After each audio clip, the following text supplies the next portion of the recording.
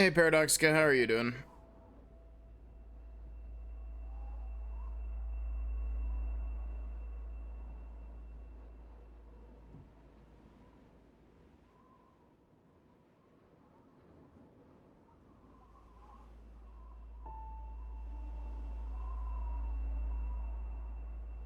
Twitch Studio, please stop trying to get me to use effects. Okay, so, more Celeste. We have the tiny big hat here.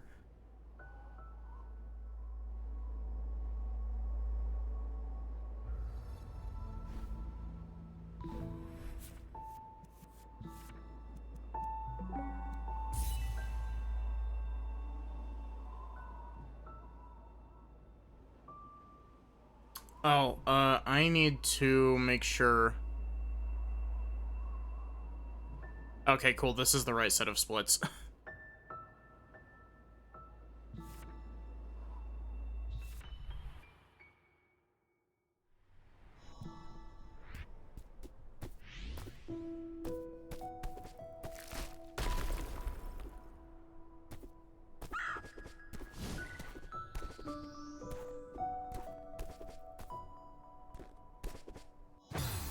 What?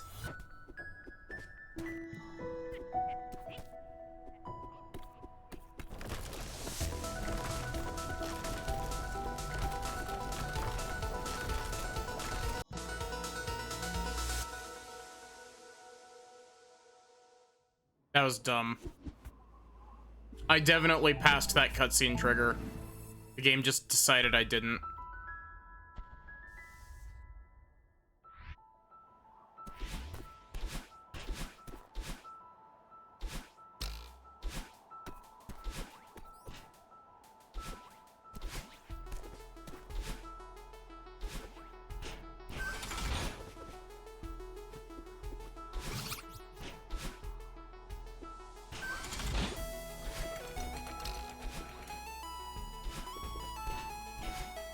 No.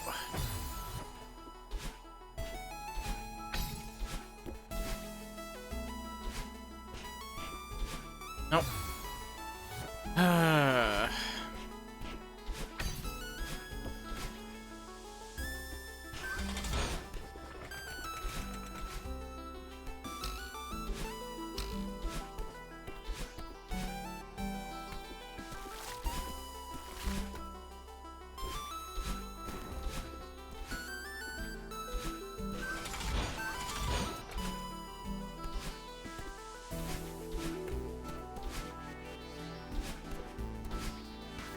Really?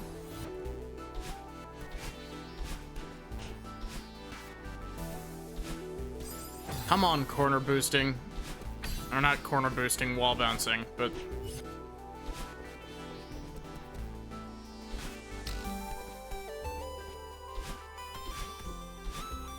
The wall collision is not working in my favor tonight.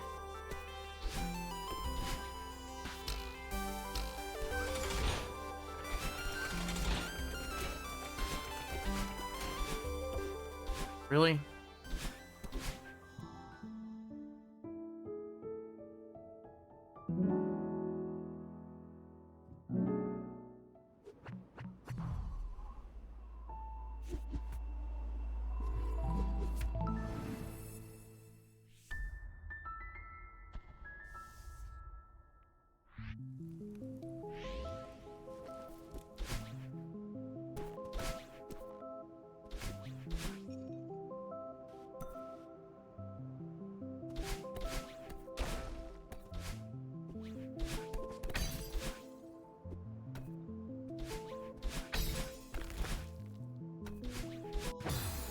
Really?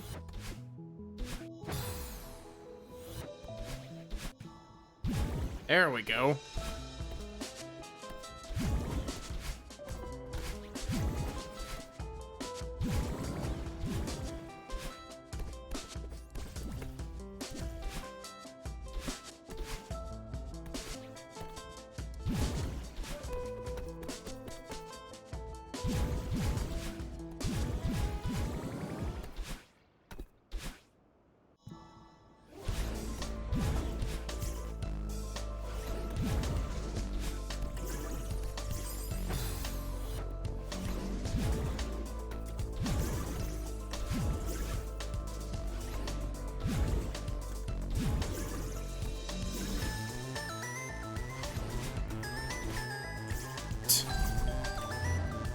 cool wave dash.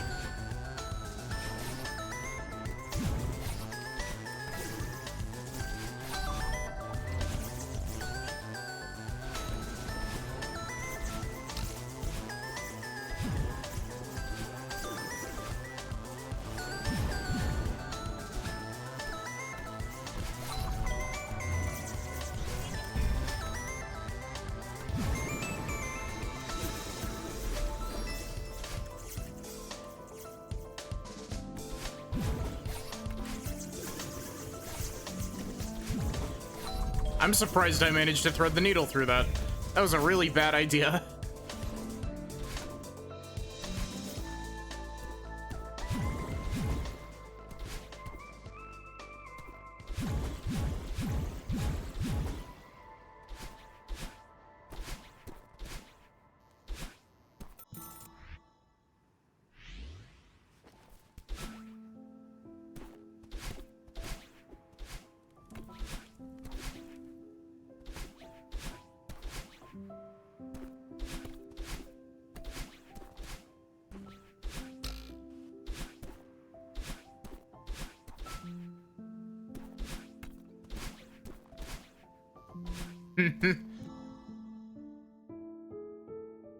Hey Nasu, how are you doing?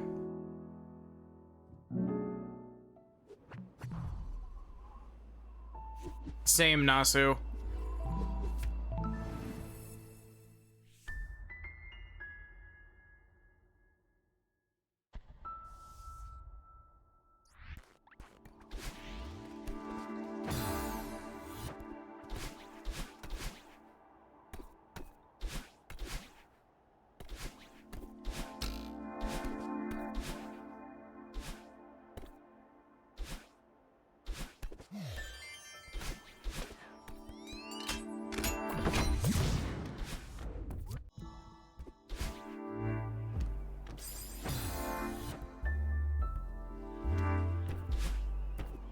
I did that very incorrectly. I hate this room so much.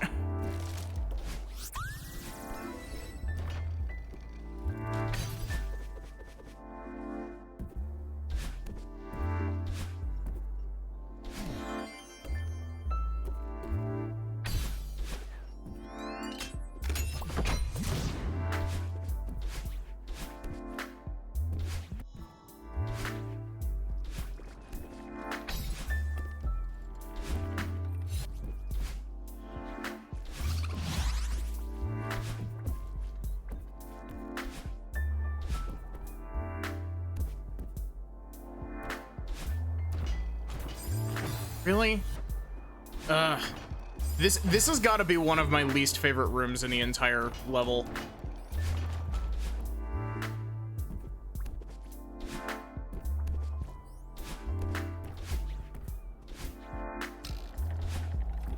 Cool, thank you for the updash, game.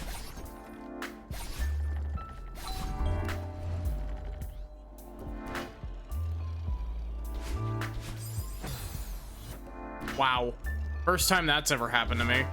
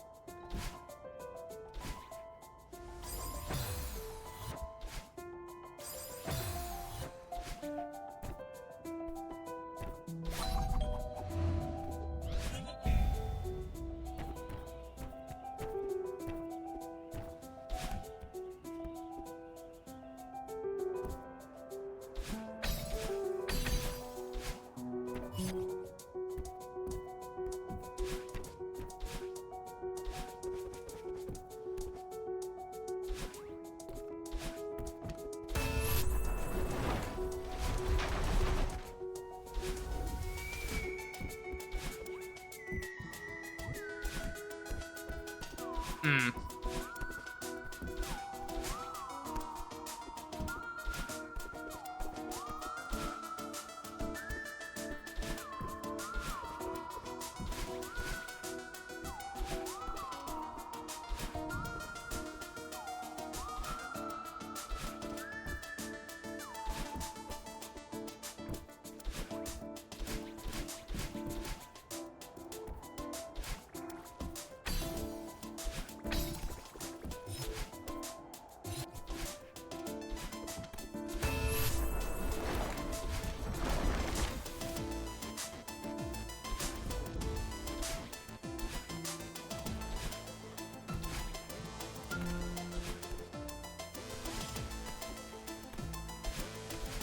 There's a part of me that's like, I really want to play Ace Attorney.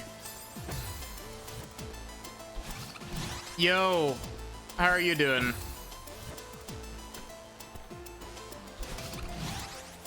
I will, shout you out shortly.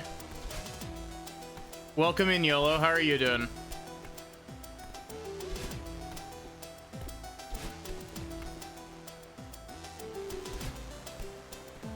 Oh, hi, Mr. Shins. How are you doing as well?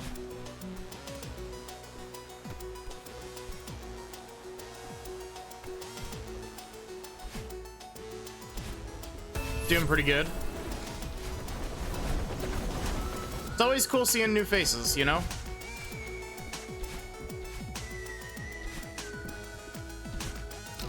But yeah, hi. For those of you who don't know me, hi, I'm Maddie. I'm a variety streamer, play lots of visual novels and RPGs. I've been told that I have a really good voice, but it might be a little bit off tonight.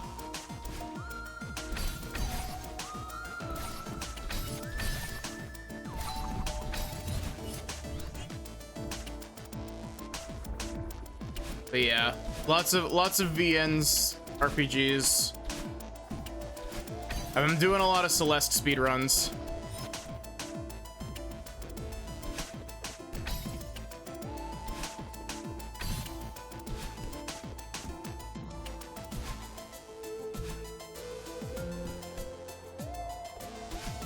First try.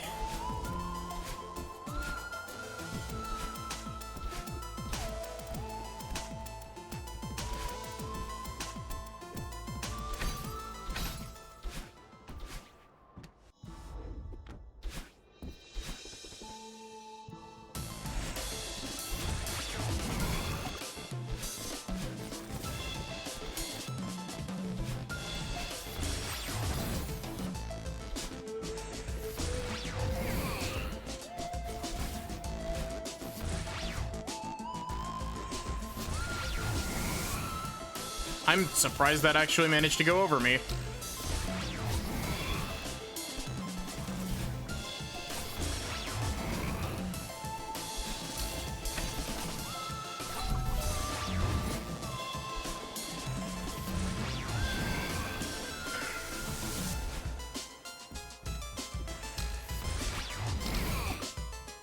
Why did I do that?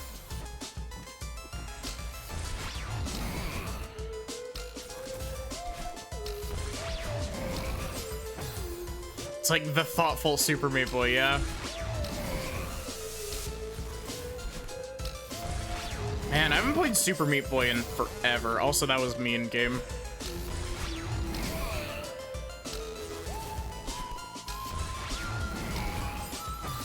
Why do I keep...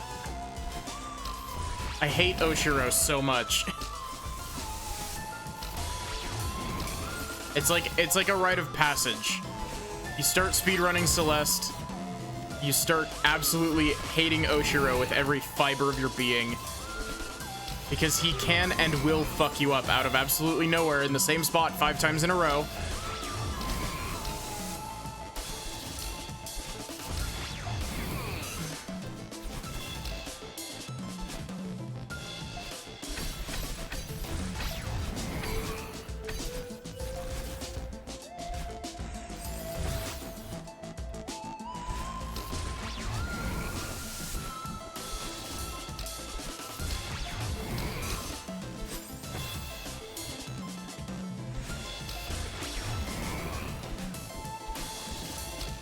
This is a really bad 3A.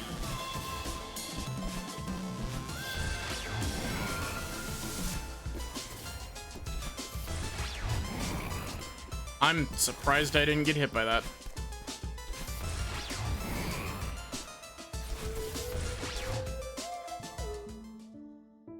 Jeez, I lost almost a minute on that.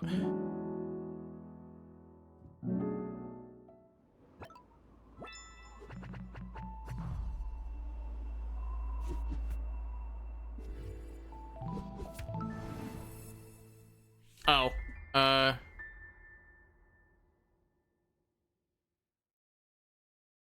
shout out at... There we go.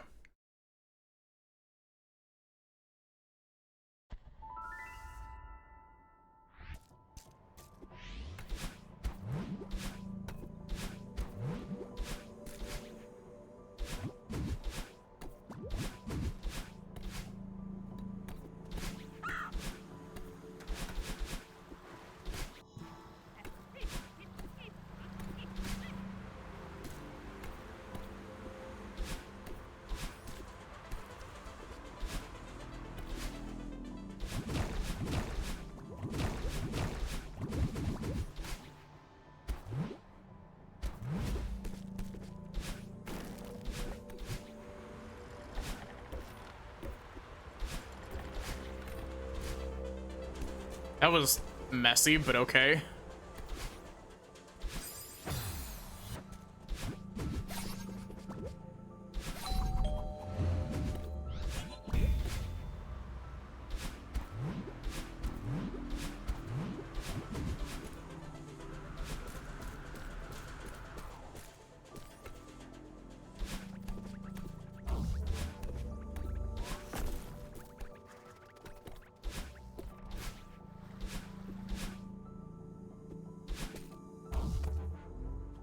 I don't usually go for that jump, but I figure I might as well try to learn it because I'm already super far behind.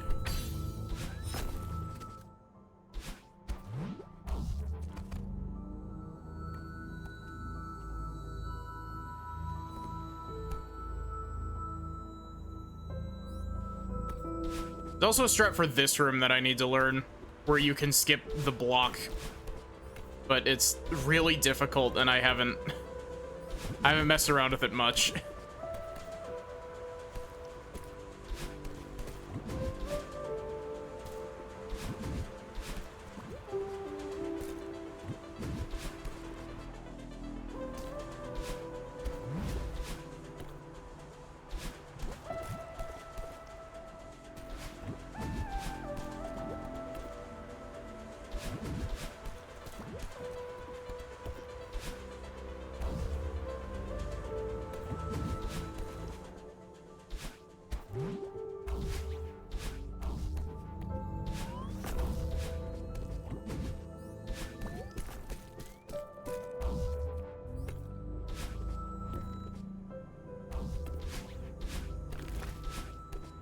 I'm surprised I managed to do that. That was really dumb.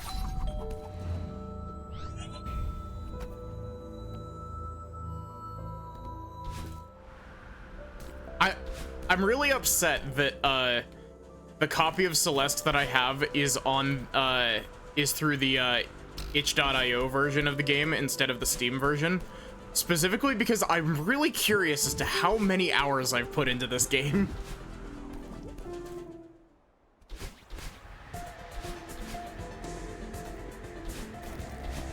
My PS3 is beeping at me in the other room. I don't know what causes my PS3 to do that. It just beeps at me every night.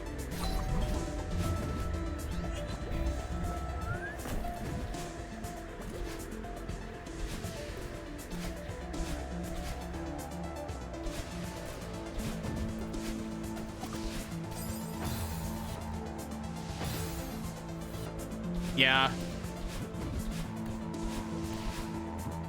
The stupidest thing is that in order to have what's it called, controller support, you have to have a input converter, because I play with a PS5 controller, so I have Celeste from itch registered as a non-Steam game. Yours is on Epic Game Store. I only have 3 games on Epic Game Store, and I no longer have a reason to own them on Epic Game Store, and that is Kingdom Hearts 1.5, 2.5 collection, 2.8 collection, and 3 and Remind.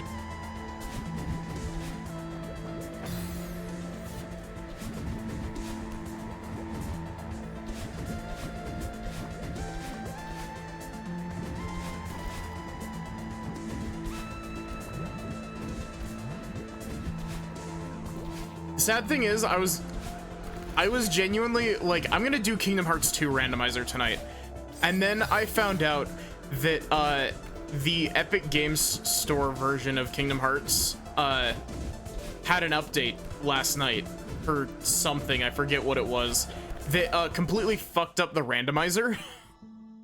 And because I forgot to turn off auto update, it automatically updated my Kingdom Hearts 2 installation, so I've got to wait for the randomizer to update to fix the issues that it caused.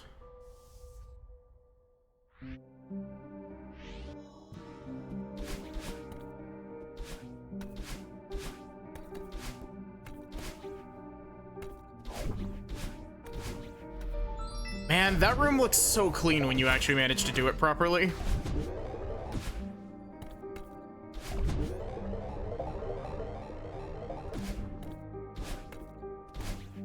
Oh, come on, really? This jump hates me with every fiber of the entire game. See, even when I do it correctly, I still fuck it up.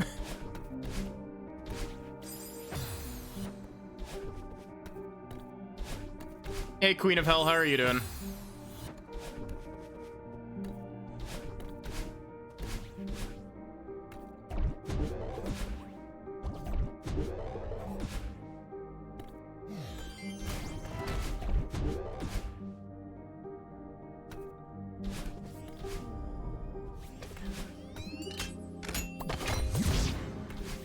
Also, Mr. Shins, you might like what we're gonna do with this level if you've never seen the route that I'm using.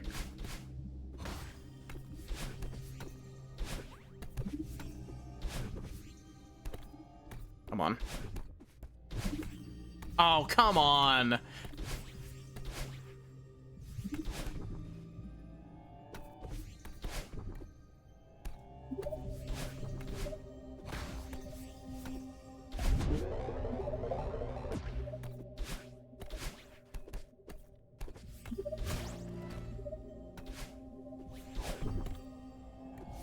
I still need to learn the faster way of doing this room.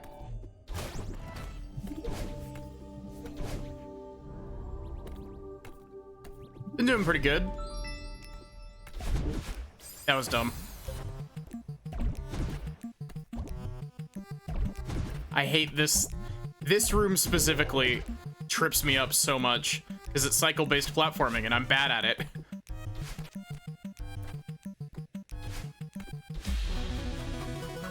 But yeah, I've been doing pretty good, Queen of Hell. How have you been doing? It has been a hot minute.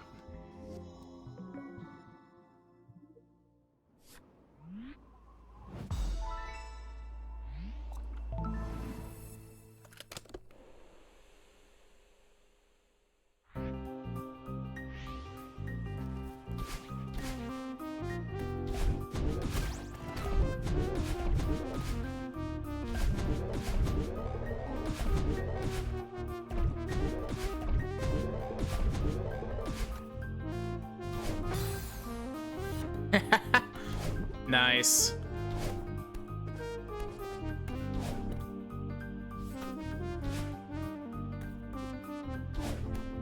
Also, this room strat is one of my favorite strats in the entire game.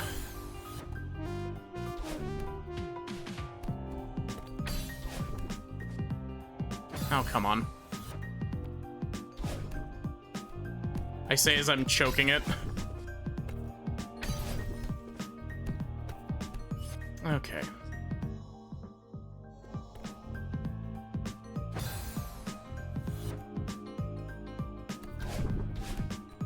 I don't know why I did that.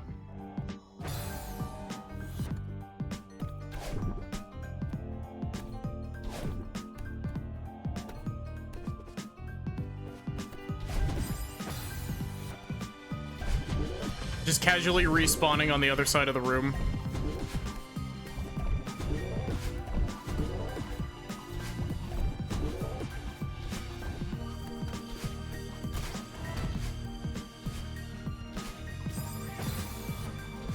And that right there is why I take the extra second time lost to open the door there.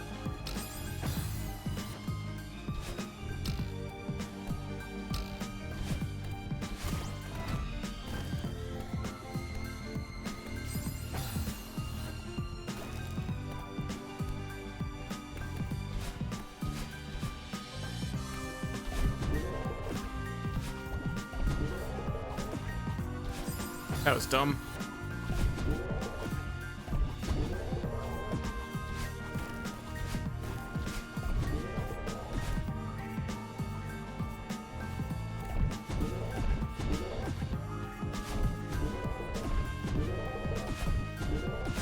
Dang it.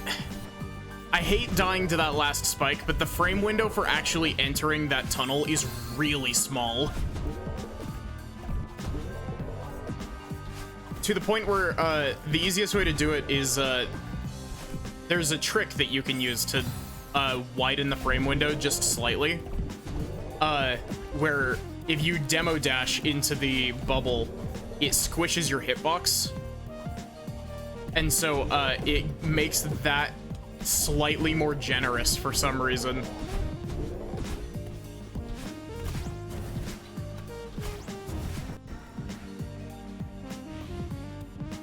And I love Mirror Temple B's music.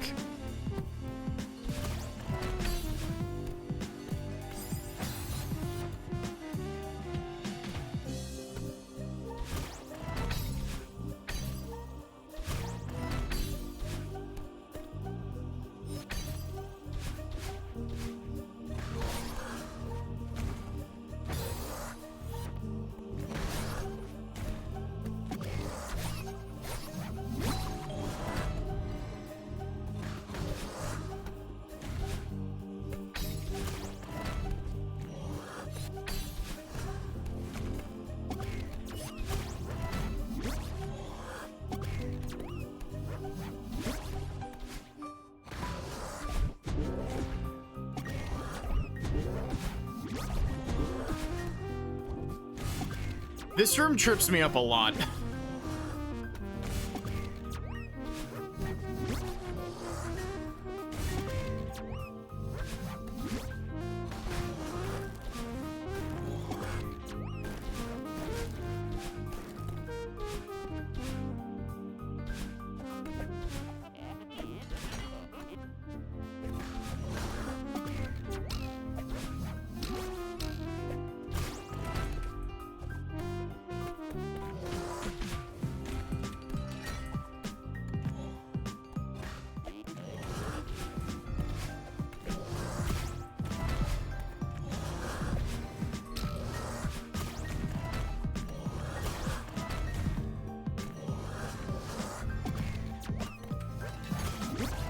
Whoa.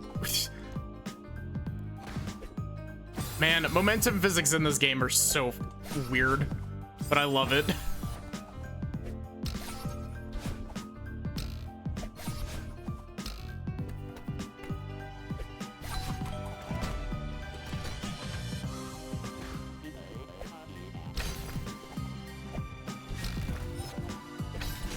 Oh, come on, really?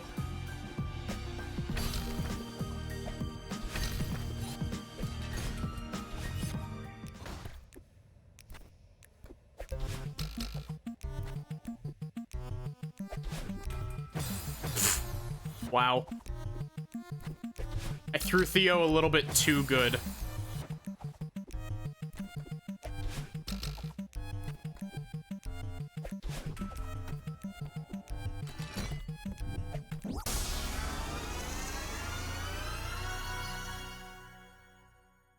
That was a good Mirror B-side. Like, that genuinely might have been the fastest I've ever done that. It's pretty high up there.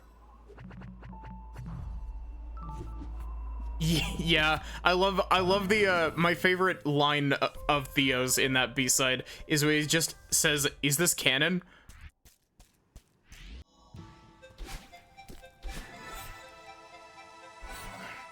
He's like, "This isn't canon, is it?" Oh, that was bad.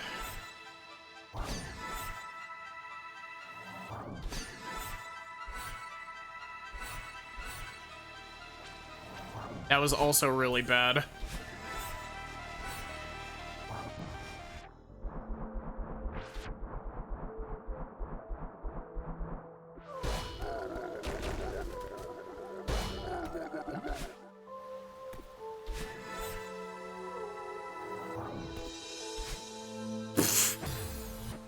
That's what I get for trying to dash with joystick instead of D-pad.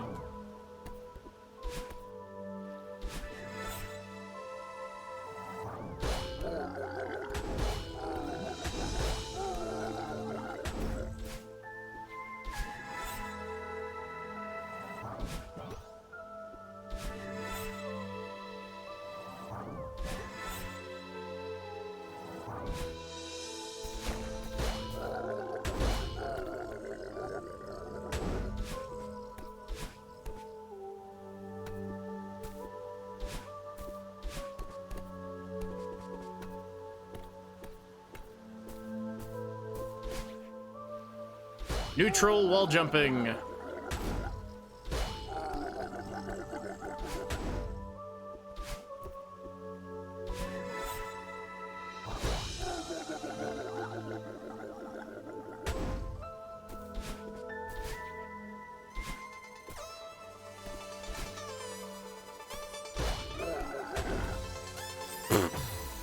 Wow. Brain, please.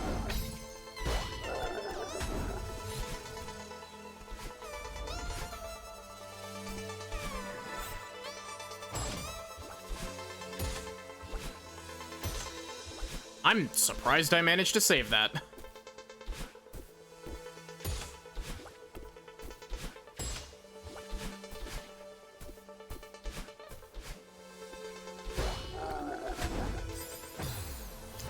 Why did I...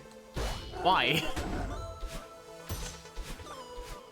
Sometimes my brain just decides something would be really cool and then just does it without any input from me.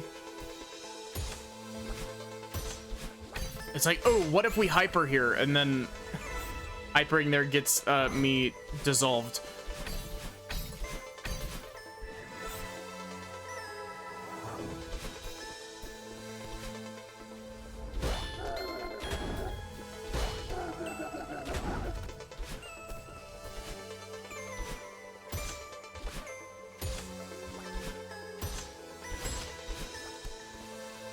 Really?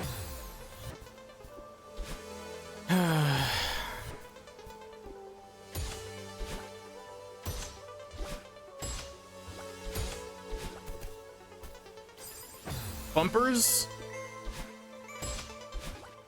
Bumpers are pretty bad. I was gonna say they're the worst, but they're definitely not the worst. The wind and the snowballs are the worst, which is why Golden Ridge is the worst level.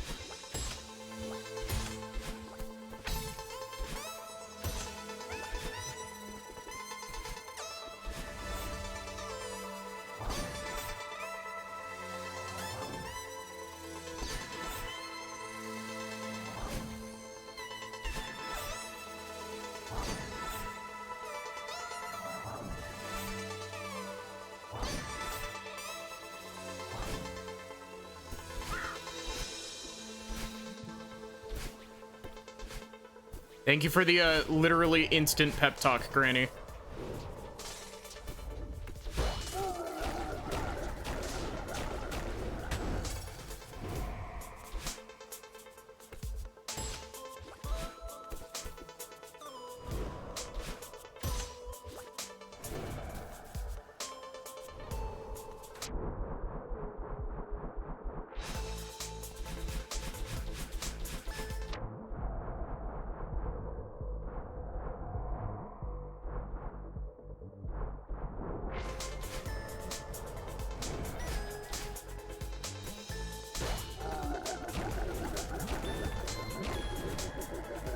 I need to learn how to do the dash off of this to move it like Mach 12.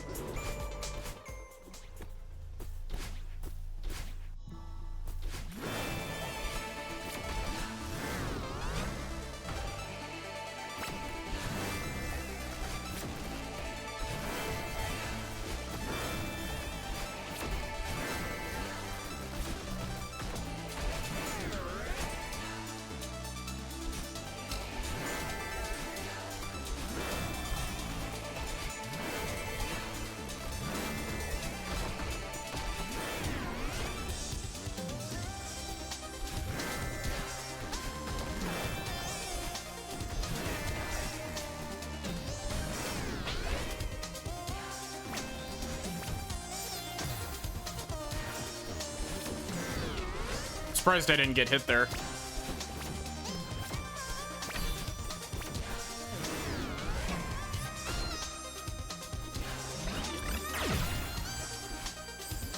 Come on. That works.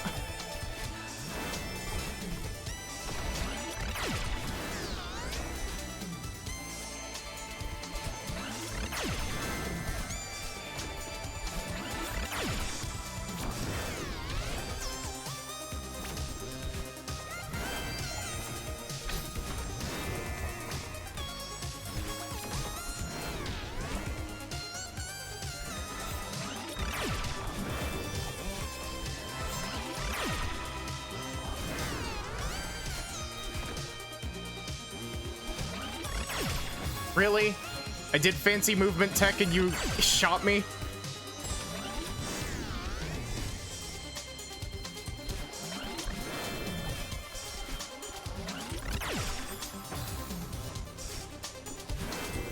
Honestly, that's just how this boss fight goes.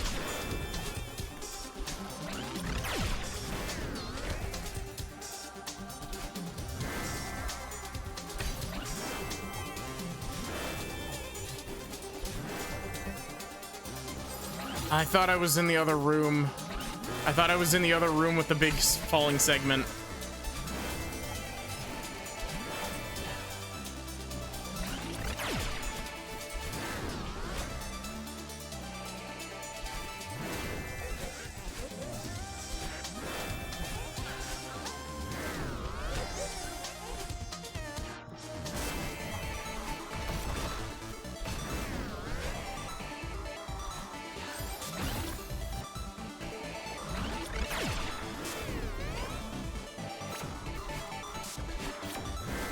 Surprised I didn't get hit there.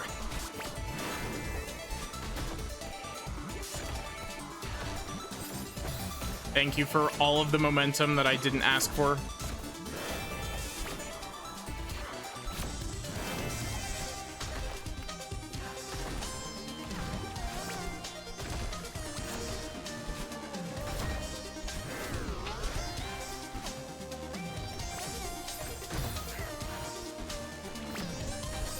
Why? Why did I drop? There we go.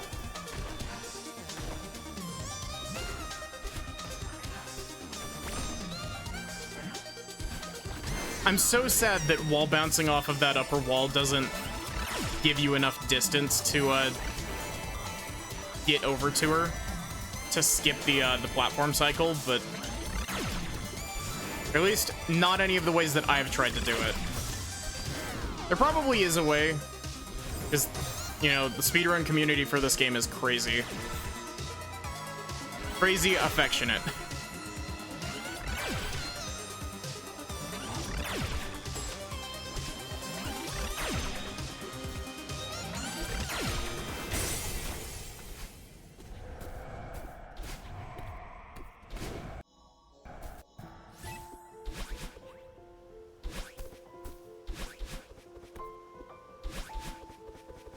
That was a good battle and fight, by the way. Like, really good.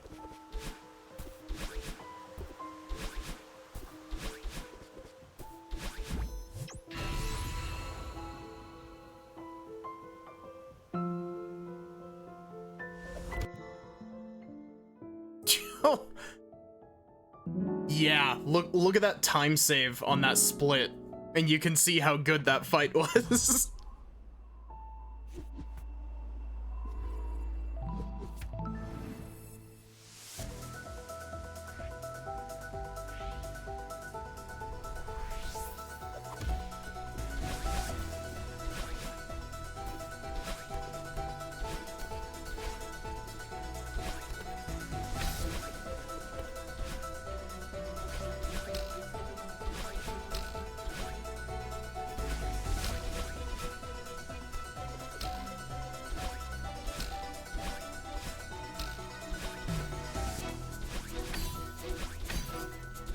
I wasted time there, but I swear, like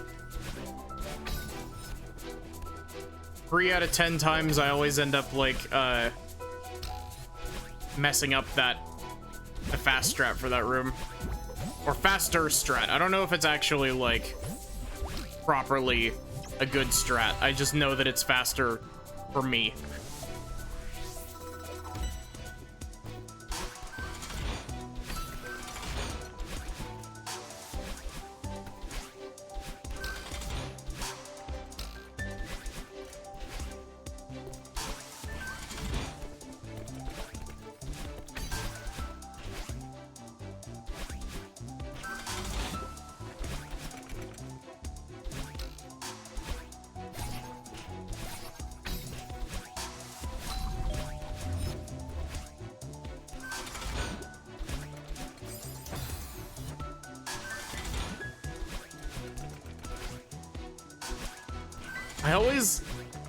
I always try to hyper into this room, but you're not...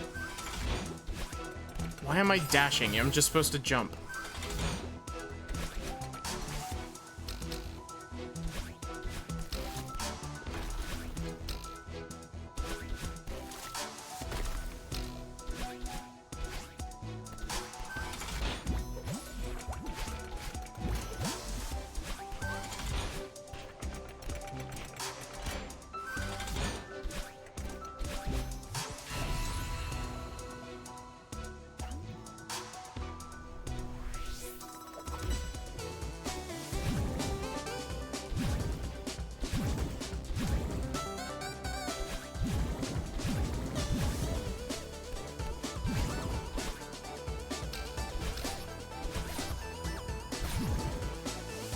That was very impromptu.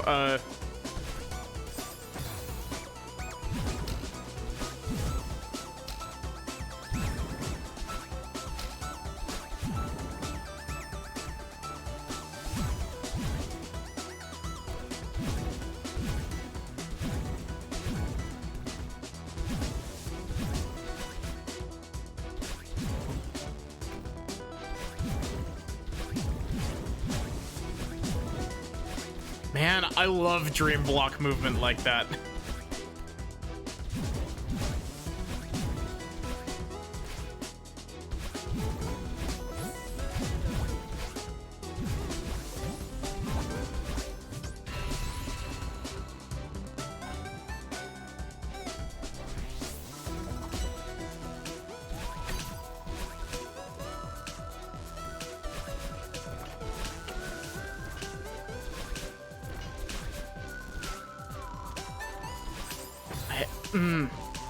Dust bunnies.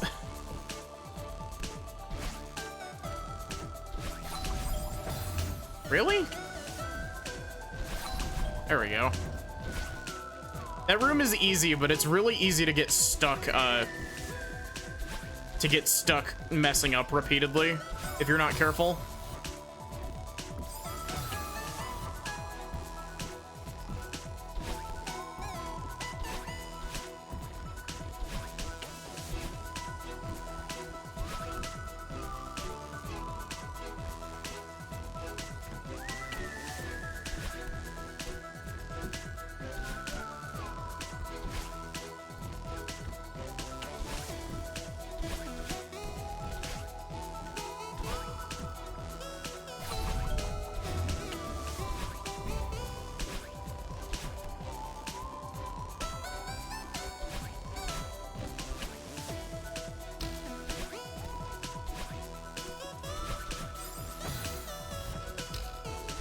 Cycle-based platforming. My old foe.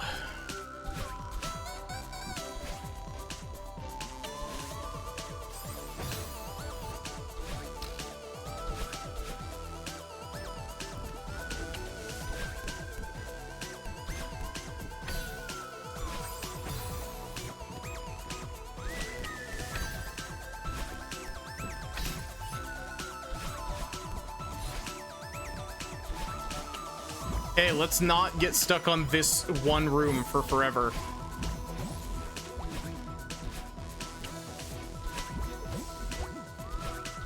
Thank you, game.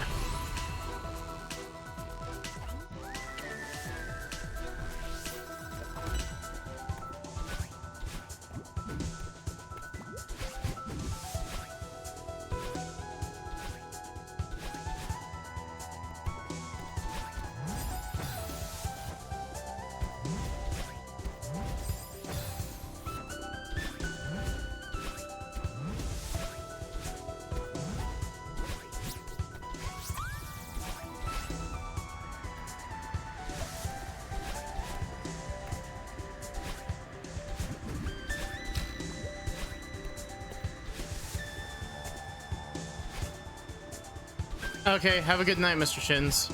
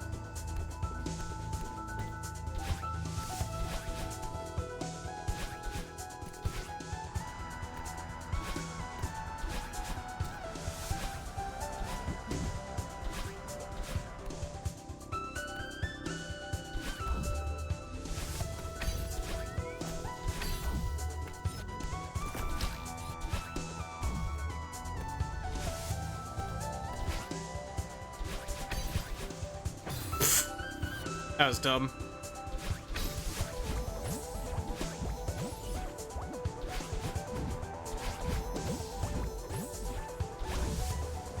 You know, I bet you could demo dash between the block and the ceiling there.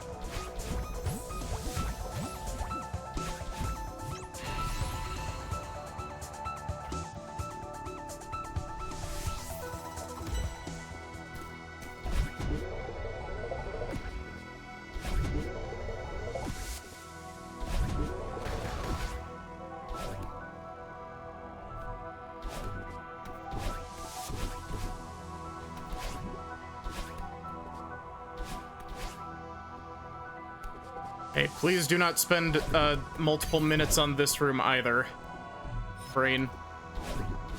Thank you.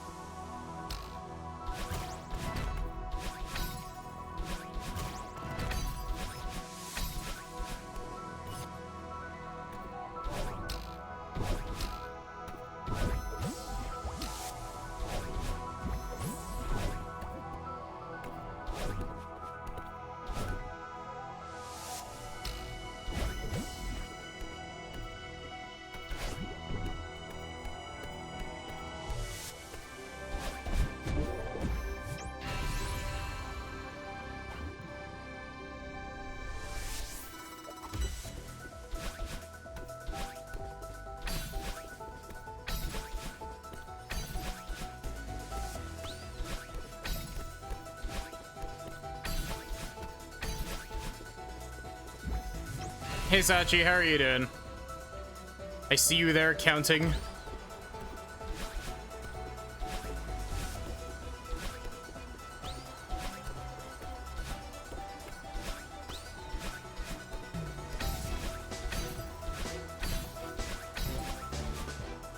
Why did I just...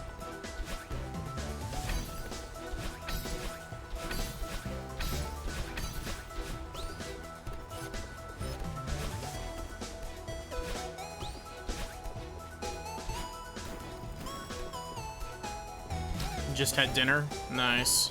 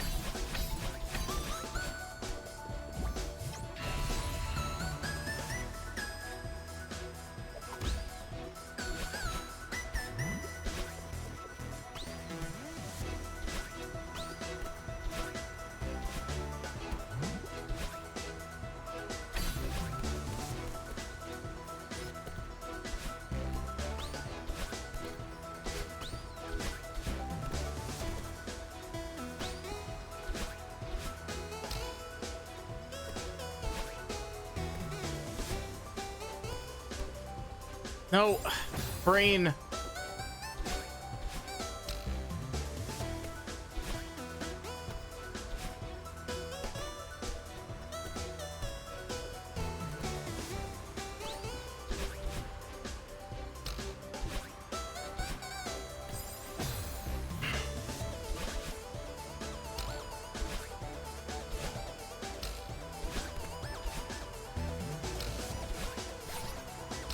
If I died to that, I was going to be screaming profanities.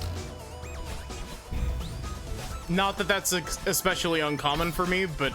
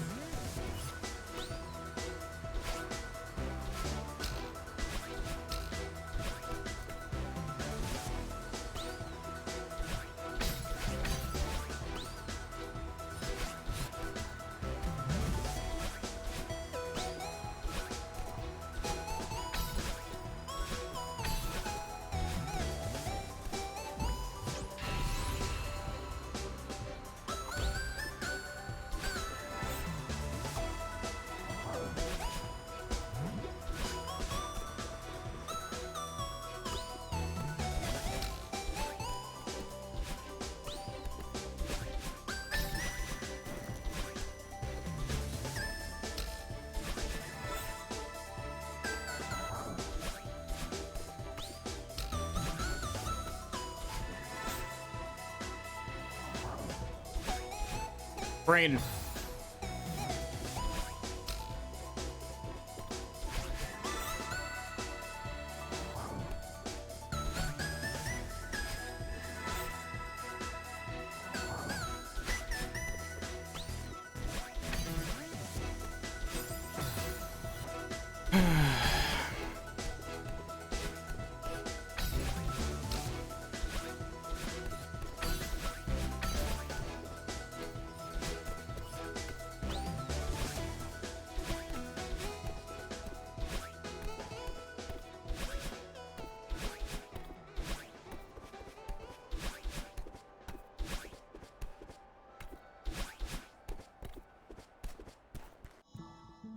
Ah. New PB.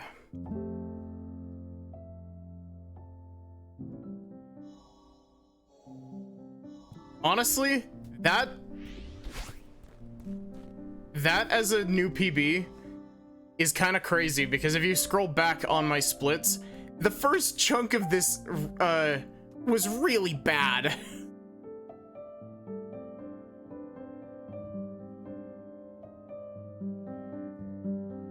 Like, I was super far behind during some chunks of reflection, and then basically up until Golden Ridge, I was super far behind for most of it.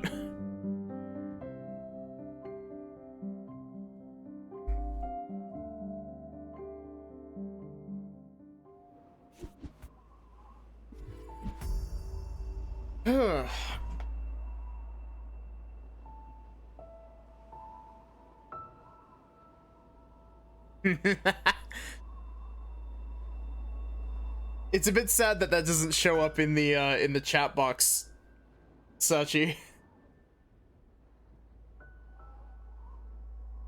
It does show up on my end. I can see the large bean.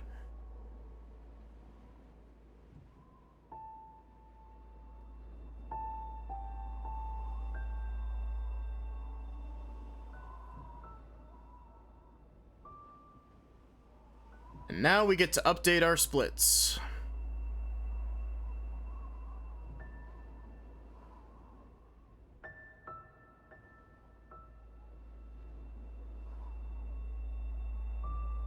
Yeah, what are the other new bit things?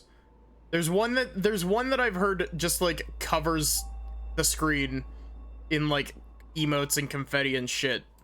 That sounds horrible.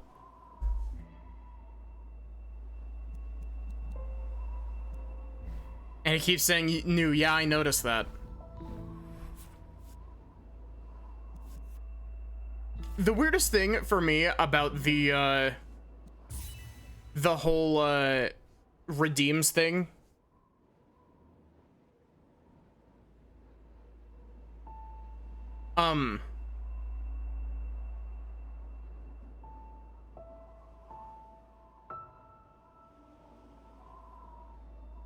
the weirdest thing about the whole redeems thing is the fact that like you can't turn them off. Like, what is it with companies making shit like random extraneous shit like this that you can't turn off? Because Discord does this shit all the time.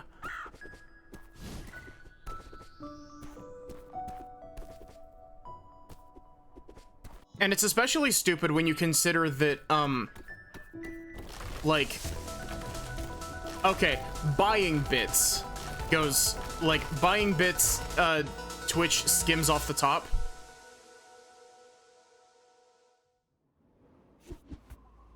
But,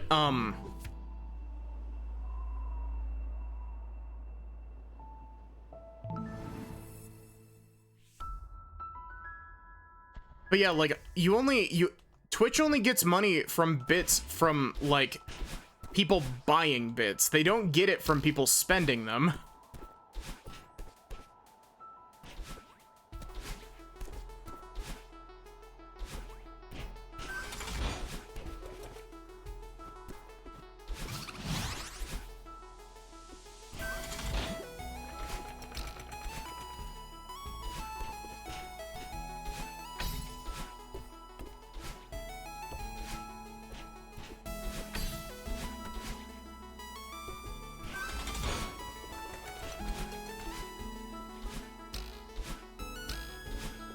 Like, here's the thing, I'm all for, like, you know, giving people more stuff to do with their bits.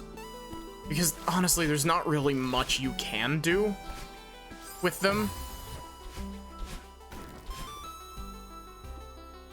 But you need to buy them to make your message annoying. Yeah.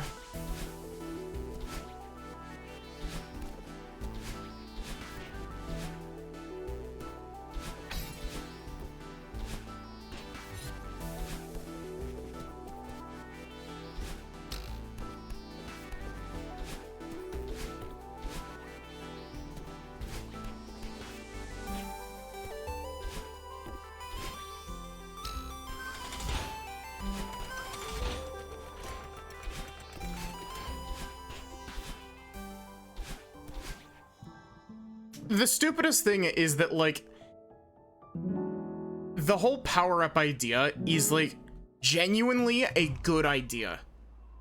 It's just missing a couple crucial things that takes this pretty solid idea and turns it into a bad idea.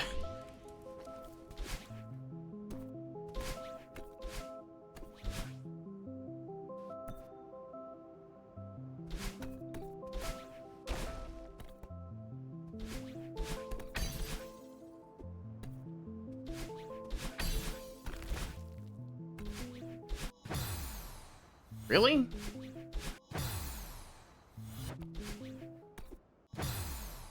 Game. What?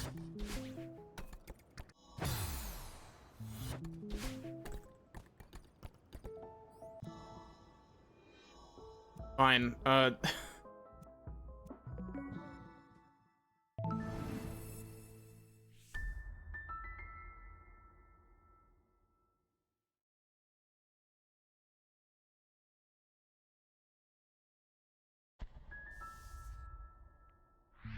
Yeah, the highlight message thing is really dumb.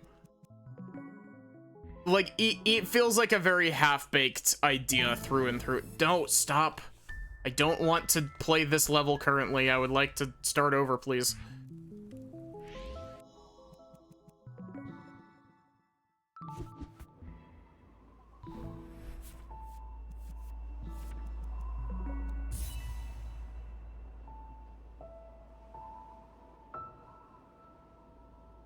It's just an extra obnoxious version of highlight message. Yeah.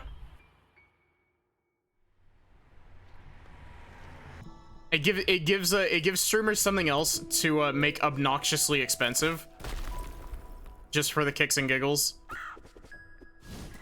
Except this time, if somebody actually redeems it, you know, you actually get like monetarily rewarded.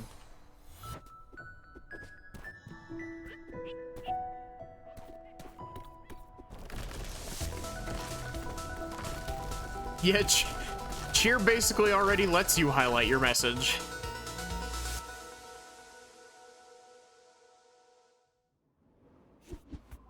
How did I come out of that with half a second faster?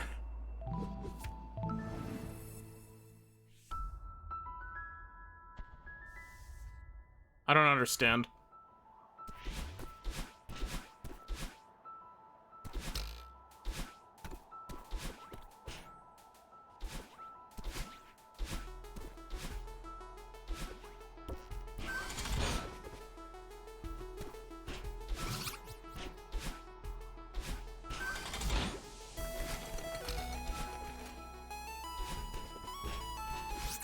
I think part of why I gravitate toward Celeste as like a speed game is that like all of its movement tech is entirely skill based. It's not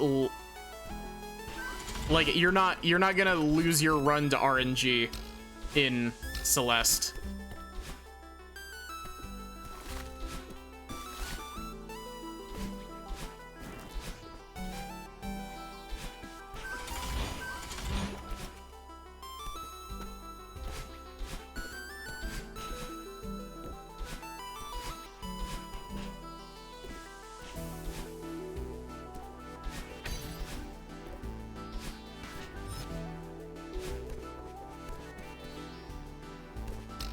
You're seeing someone stream Celeste for the first time ever.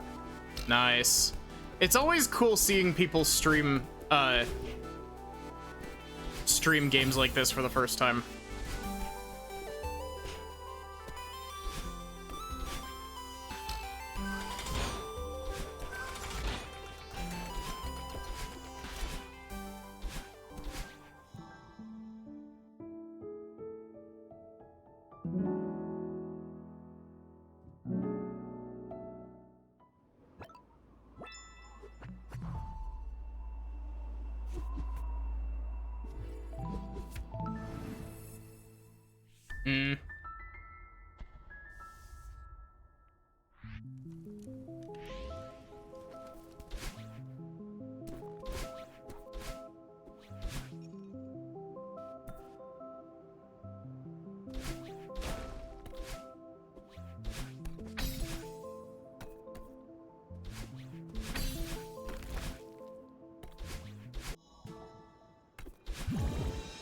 There we go. The game actually let me skip the cutscene that time.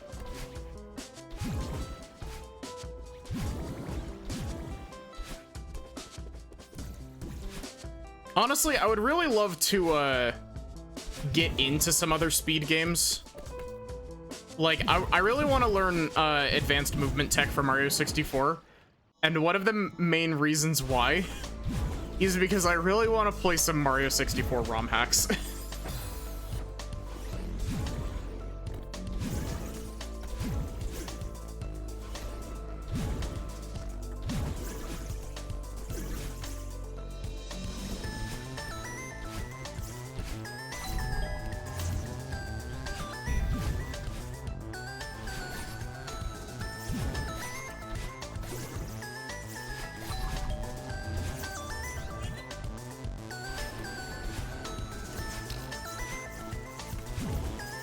come on. Why is that trick so hard to do? Probably because it's not intentional.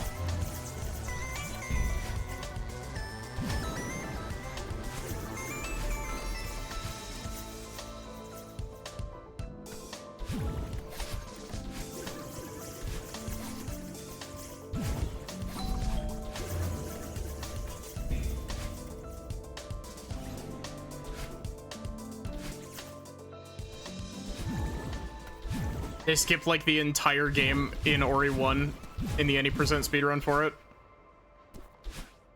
I can't scroll back up and read the rest of those messages, but I will in a moment.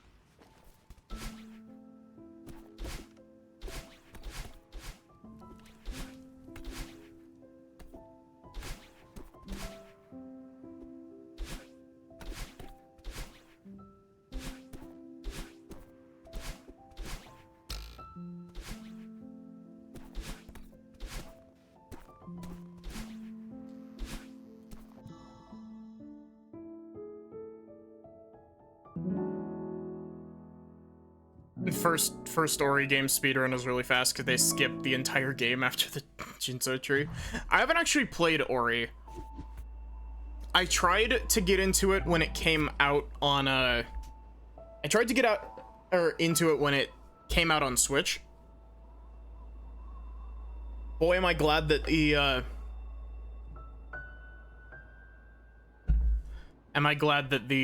map screen doesn't count toward your time.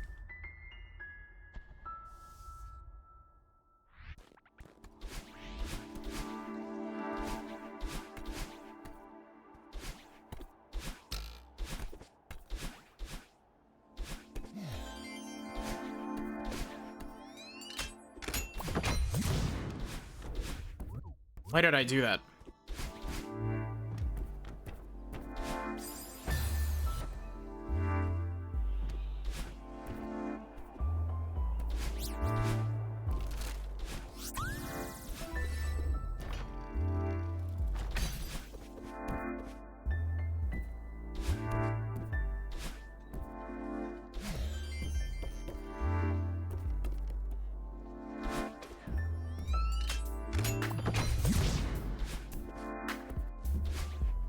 I'm a huge speedrun nerd.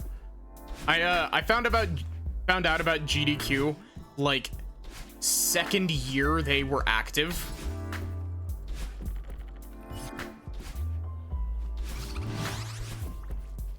Like back when it was still a really, really small event. And I got super into Ocarina of Time speedruns. Because Ocarina of Time, like...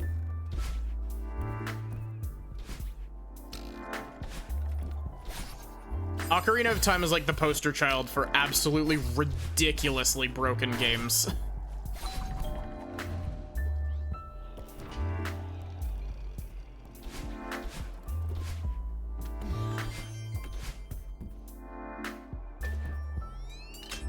And so I gravitated toward it because I've always found glitches like super interesting.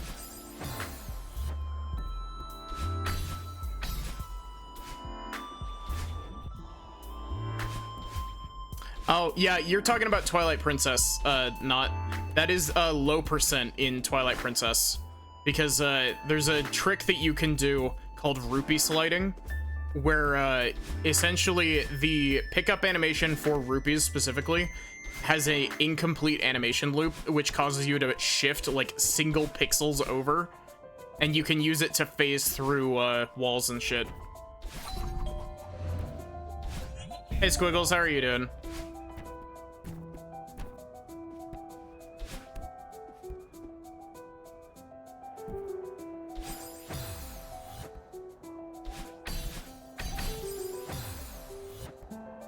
Yeah.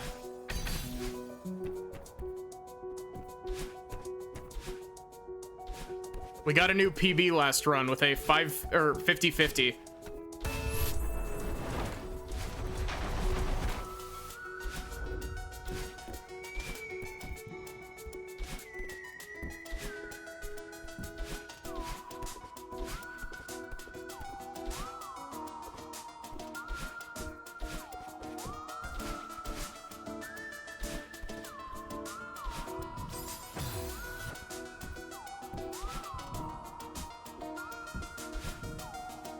That was slow, but I would rather do that than get screwed over by RNG. Or not RNG, by shitty cycles, I mean.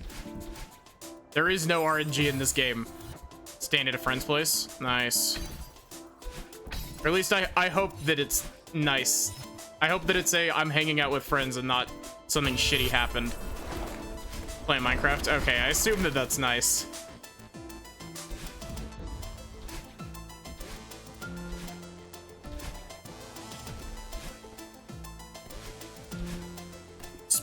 Spoods, Pine, and I finally sat down and built our Minecraft mod pack. We were hoping to start Minecraft, or not tonight. We're hoping to start it next week, but Spoods was unavailable this week to do Deep Rock Galactic, so Deep Rock Galactic might be next week.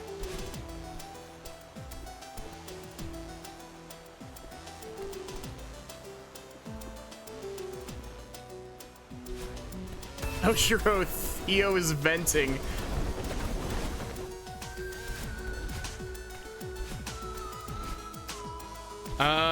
It's a whole hodgepodge. We've got like Divine RPG, Immersive Engineering. I don't think we ended up putting Grimoire of Gaia in there. We were gonna put Abyssal Craft in there, but unfortunately, Abyssal Craft literally refused to work with any other mod.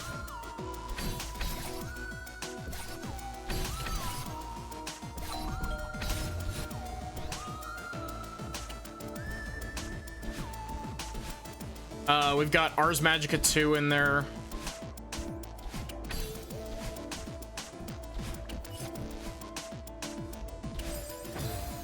Ah, yes, the joys of Minecraft modding.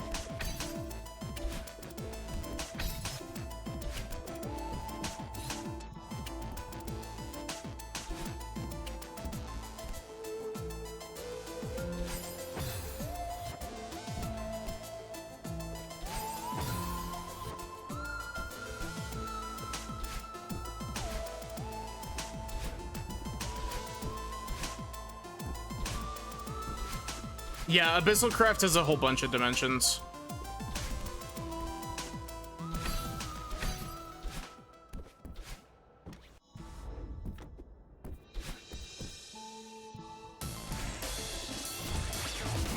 That was us telling Oshiro that we saw Theo venting.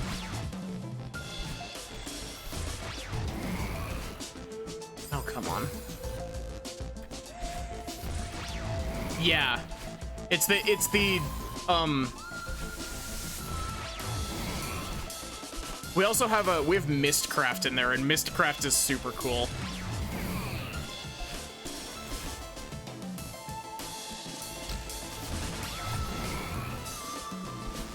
Sachi, did you ever end up testing did you ever end up trying Emerald Rogue? I know that you were getting frustrated with Poké Rogue a little bit ago.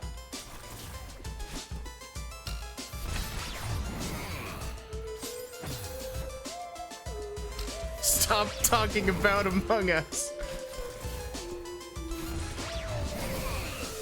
This is gonna be a significantly slower 3A, but nah, you playing too soon. It's really cool. I've only played a little bit of it, but it's got like a properly built progression system in it if you don't want to immediately turn on all the extra shit. Because there is a way that you can just turn on later gen Pokemon, but otherwise you have to like unlock the later gen Pokemon.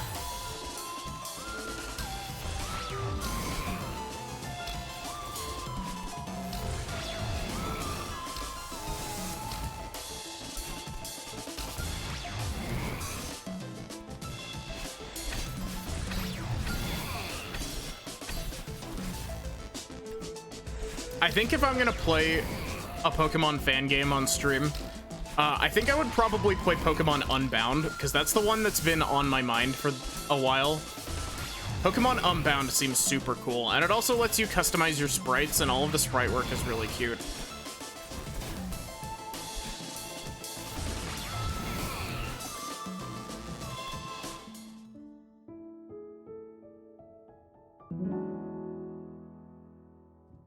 You see, it was a hella scuffed Oshiro, Sachi, but I still somehow came out of Celestial Resort with a green split, so...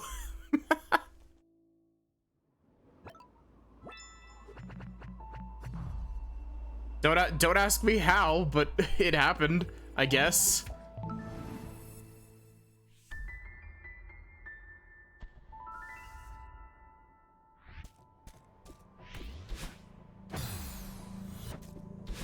Come on, brain.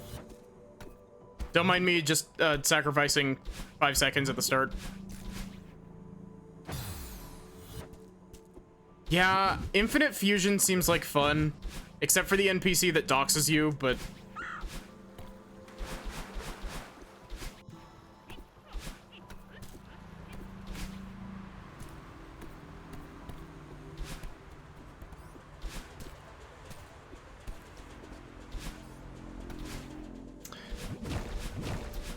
Well, okay, it's not doxes you. That was a joke. But, effectively, there's an NPC in, Infinite Fusion that, caused some issues because, it's one of those, like, RPG Maker things where the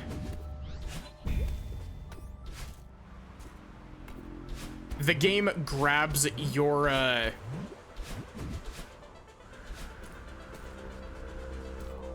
it grabs your, name from your computer's files.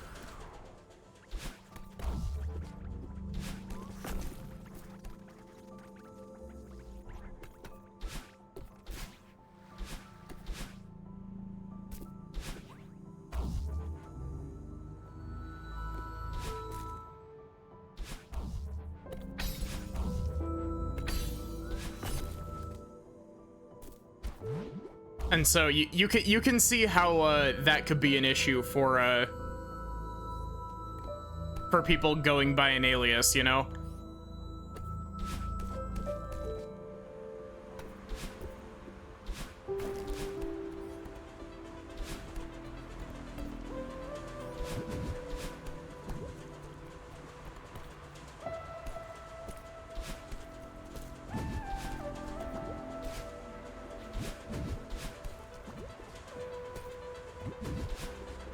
I think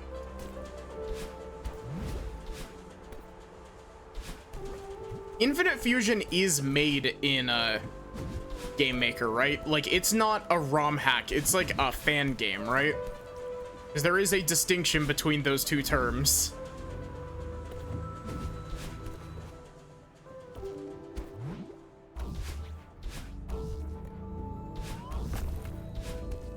Because if it is made in Game Maker, that makes it especially weird that it does that, because the or not Game Maker, RPG Maker, because RPG Maker actually depreciated the function that lets you pull names out of system files for you know, obvious security reasons.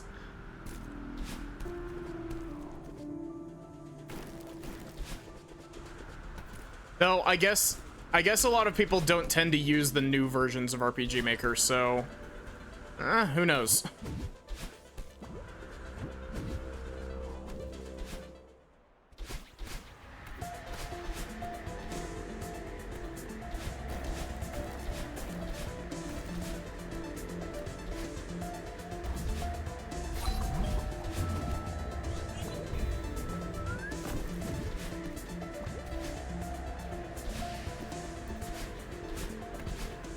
You want to know what would be fun to stream at some point? Though I'm kind of scared to try to stream it because Nintendo might orbital strike me. It'd be interesting to try to play Pokemon Uranium.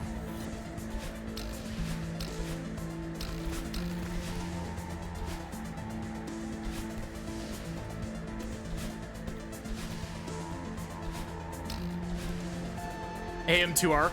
Okay, genuinely, Sachi, you say that, I do actually genuinely want to try streaming AM2R, but Nintendo might take issue with me streaming AM2R.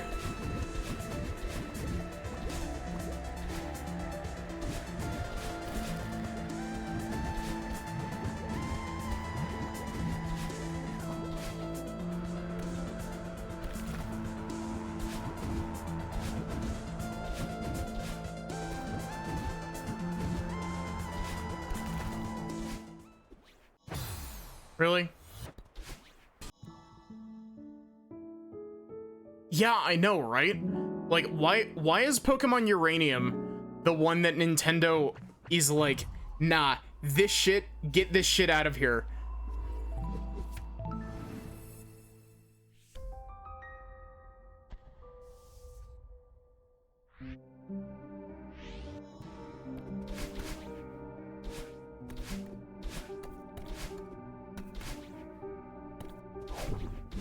Oh, come on.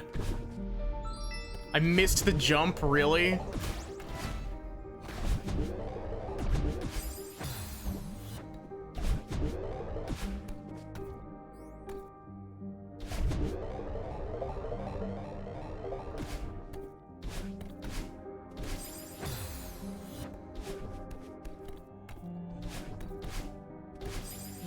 Come on. Why is it this jump specifically?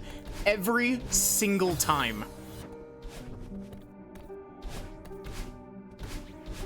There we go. All I had to do was bitch about it.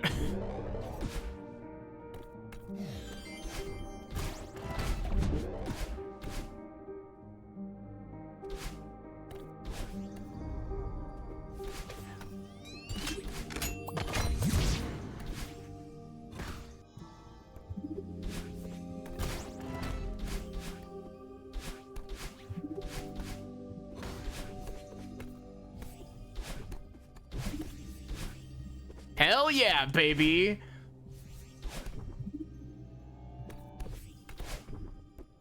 Man, that trick looks so clean when you actually do it properly.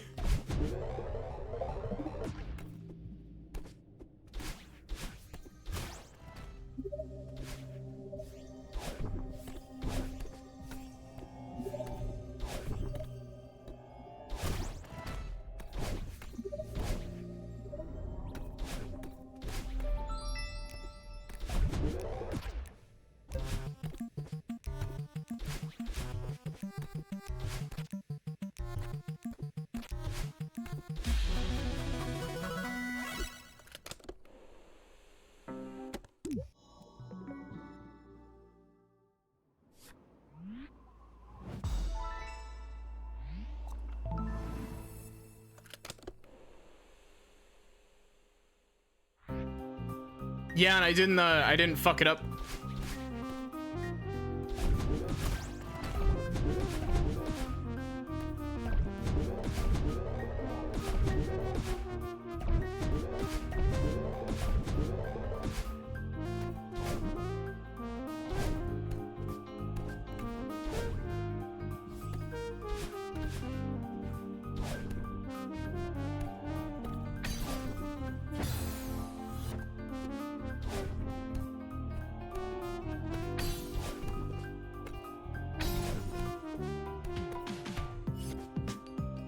Fuck.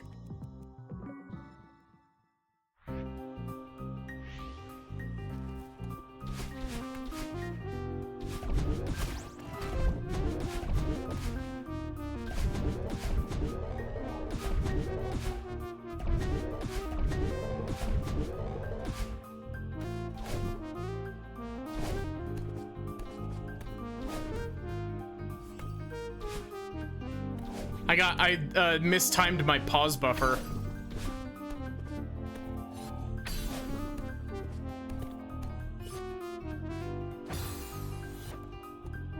I was gonna say, I didn't want to say it for fear of jinxing it, but I was gonna say, if I'm gonna lose time anywhere, this is gonna be where I lose time. What? Huh? Fuck off, game.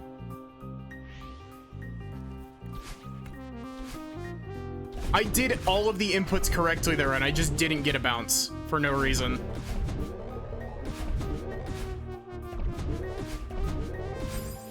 Really?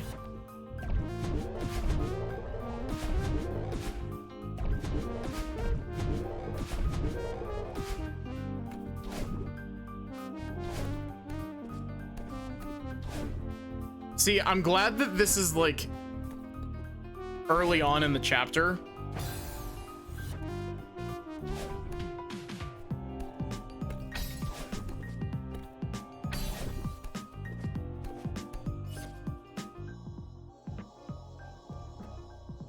cool, game. Ugh. Cool, thank you for throwing away my fucking run, 5B.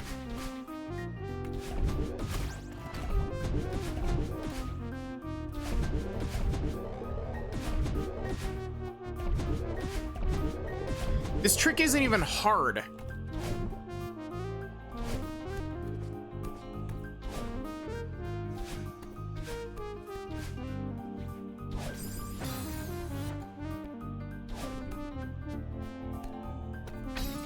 I don't even know why it's... That didn't hit me.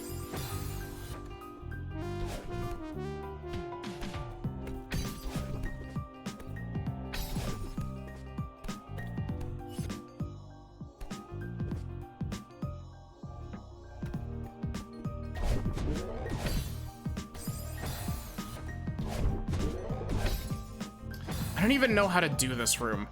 What am I doing?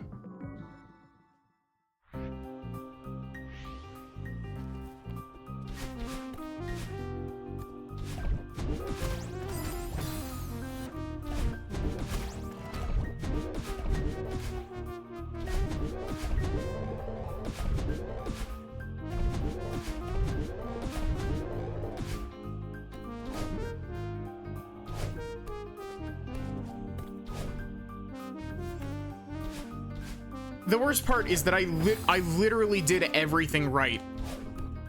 Like, the first time I messed up, the second time I got cheated.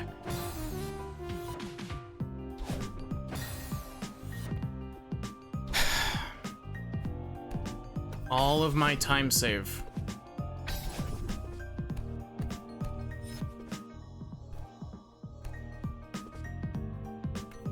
Fine, just...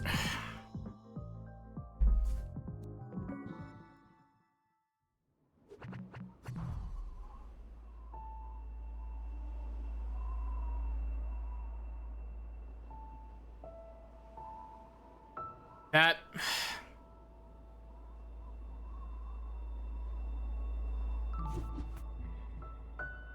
Cool. Thank you, 3B. Go fuck yourself. Sincerely. With love.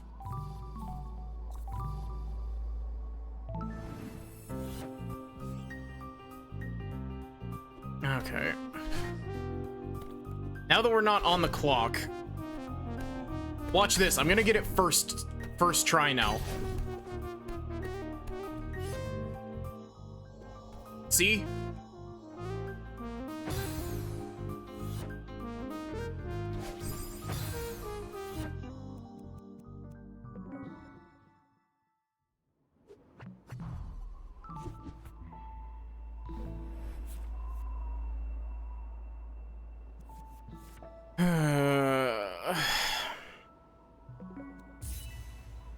That was such a good run, too.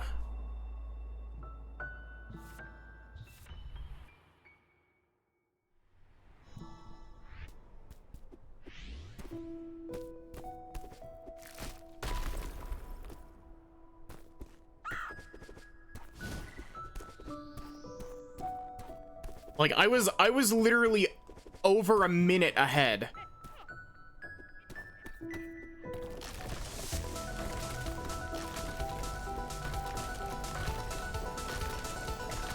And 5B decided to waste it.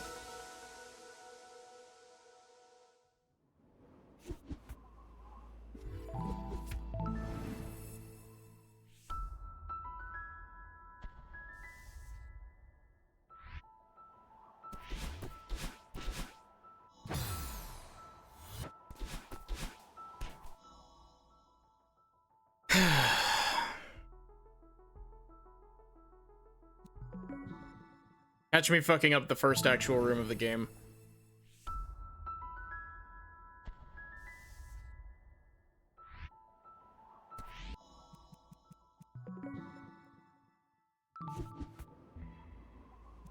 I know I shouldn't be resetting on the first 3 levels, but...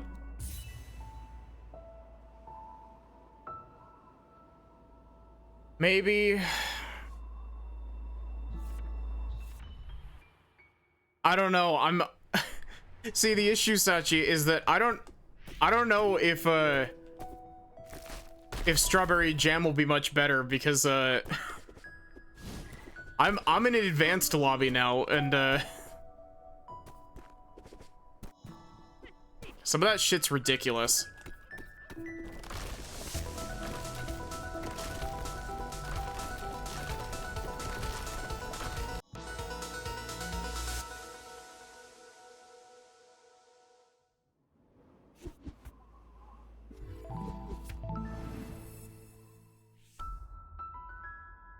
Also, with the stupid ass mistakes that I'm making, like,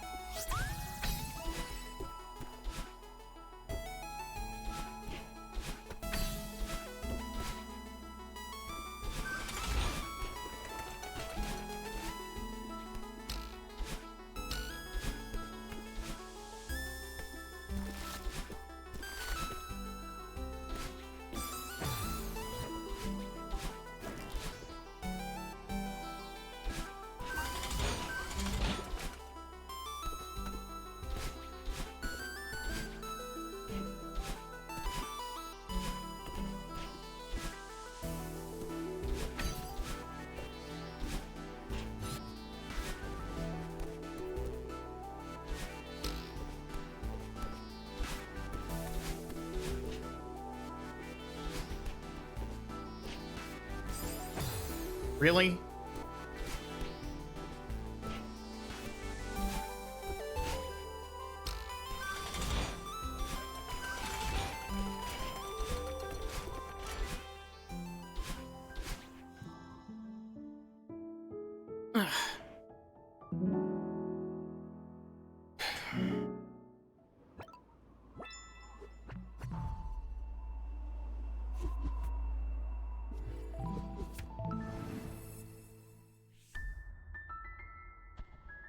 You know, thinking about it, I still haven't checked if SM64 has an emulator category for it.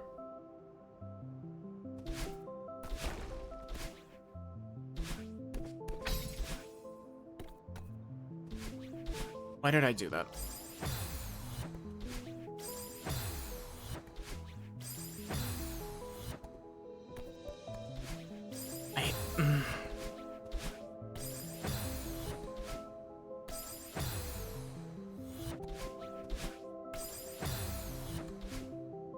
Bullshit, my favorite. Celeste, please. Fucking cooperate with me.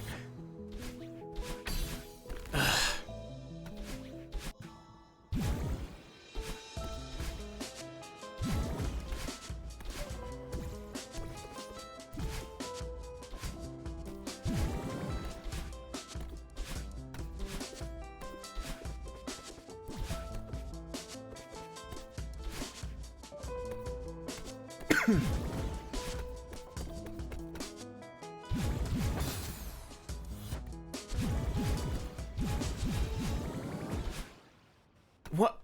How? The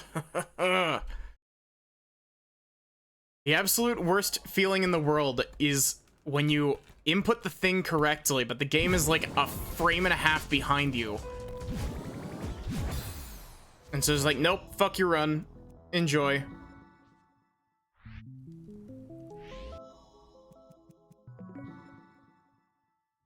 Highly salted.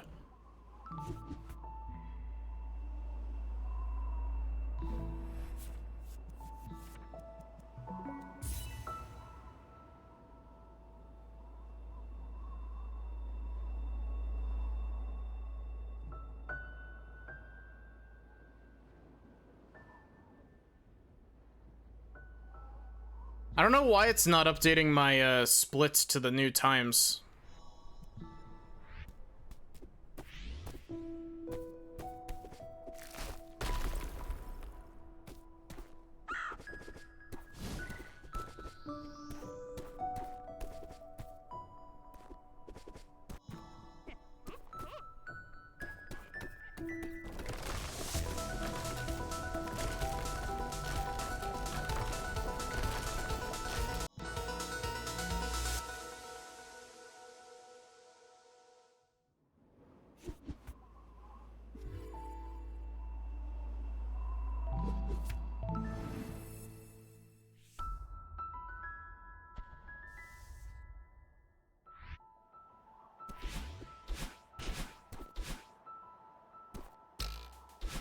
I swear I'm not usually this salty, everyone. Everyone who's new here. If you're still here from the raid.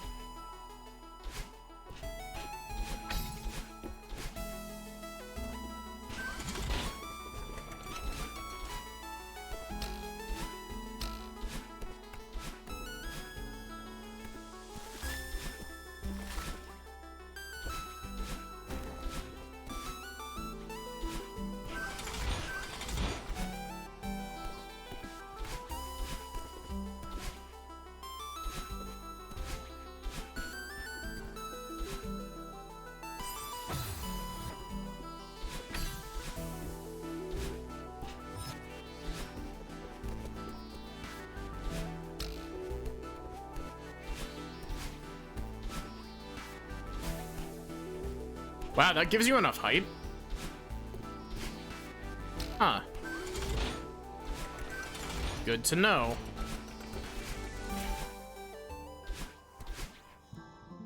Also, that Forsaken City kicked ass. Oh my god. That was a sub 130 Forsaken City.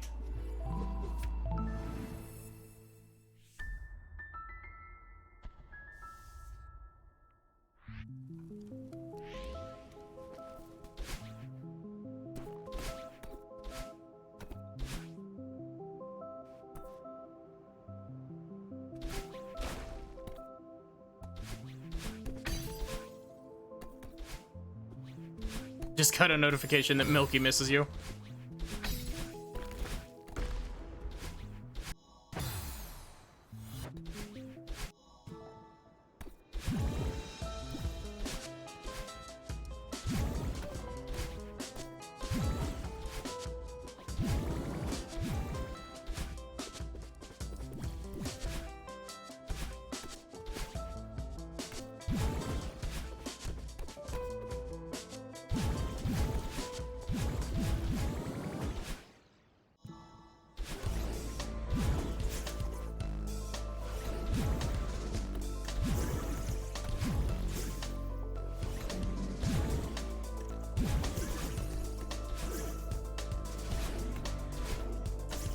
Cool, thank you for the wave dash.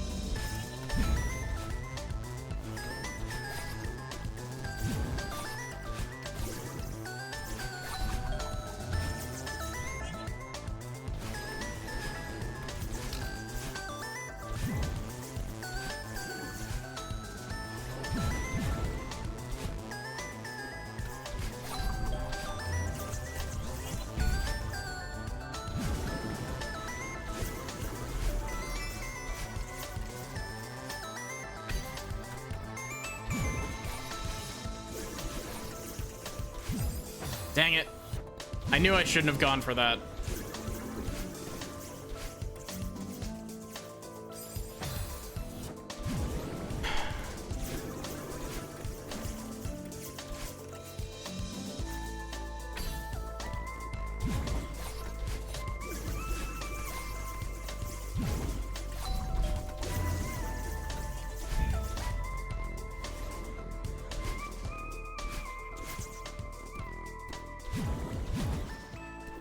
You see, the worst part about, like, grinding at a game like this that's, like, so high precision is sometimes your hands just decide they don't want to. And it's the worst feeling in the world.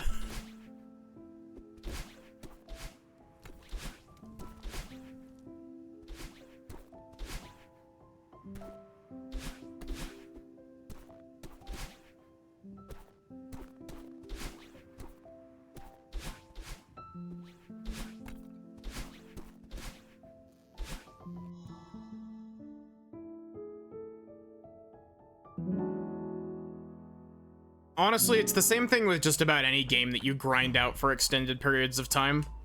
Like, any sort of speed game that requires heavy amounts of execution. Along with, like, fighting games as well. Sometimes... Cool. Thank you for my extended hyper.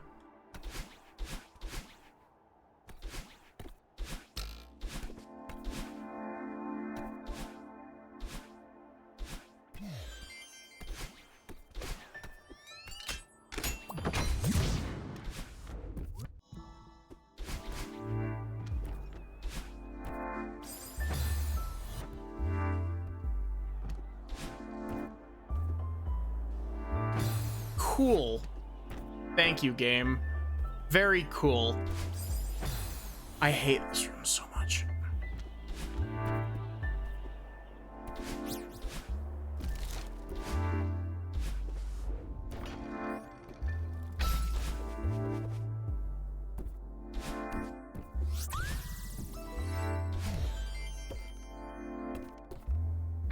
Maddie, the heavily salted magical girl.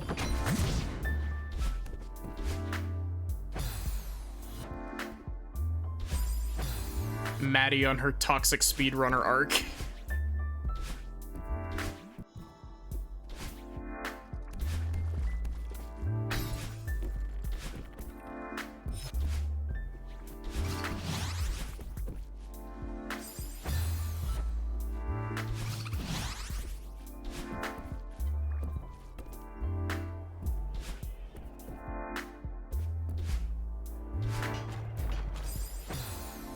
I almost did that movement correctly.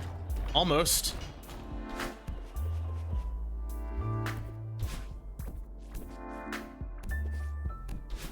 What? Okay, game, whatever you want.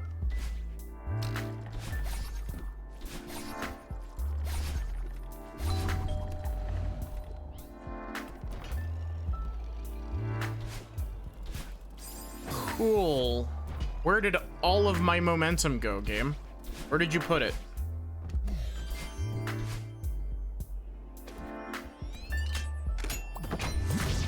Where is my momentum stored?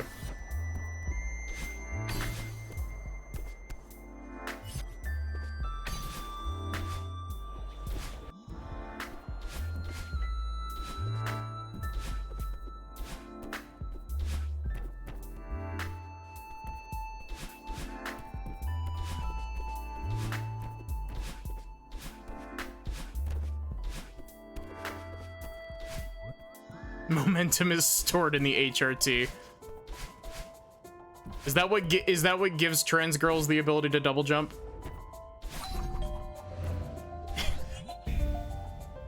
And trans guys the ability to dash like Wario?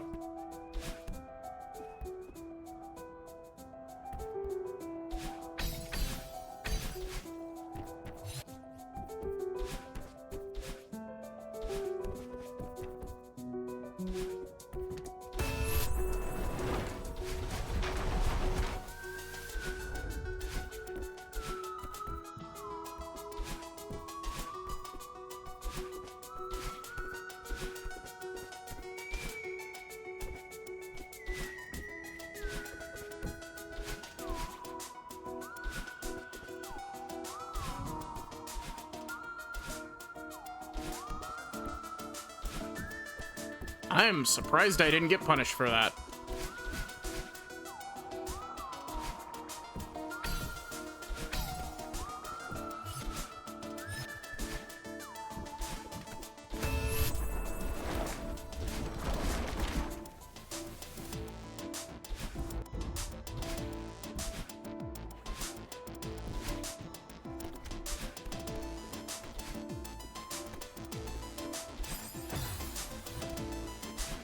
Why does this room specifically throw off my brain so badly?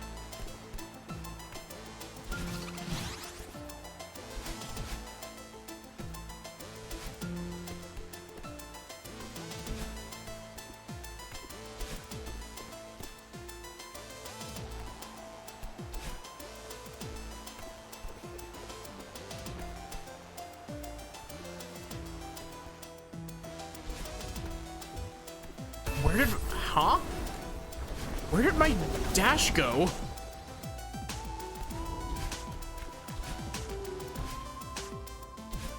Y'all saw that, right?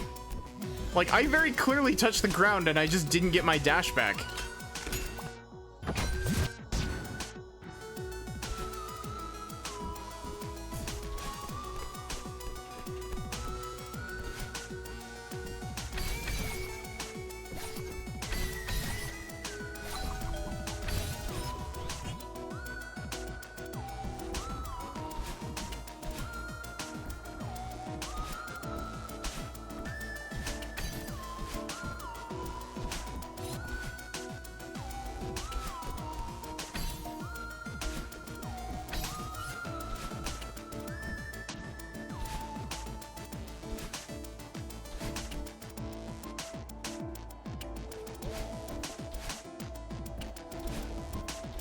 I still find it really funny that I find that trick easier unbuffered than I do buffered.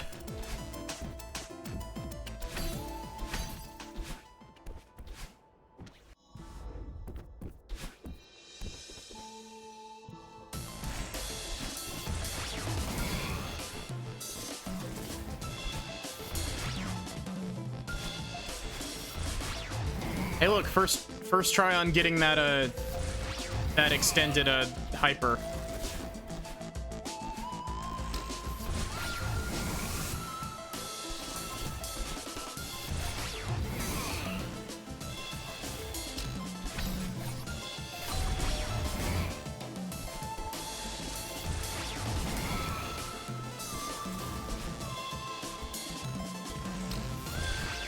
I'm not gonna lie, I actually really need to look into, like, how life split works. Because I actually genuinely haven't actually looked up what the difference between green and gold splits is.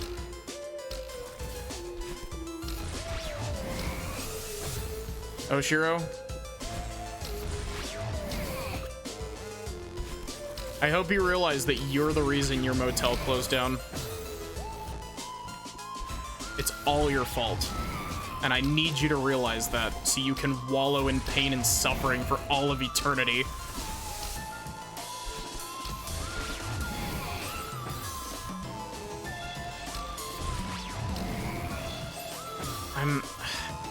This room.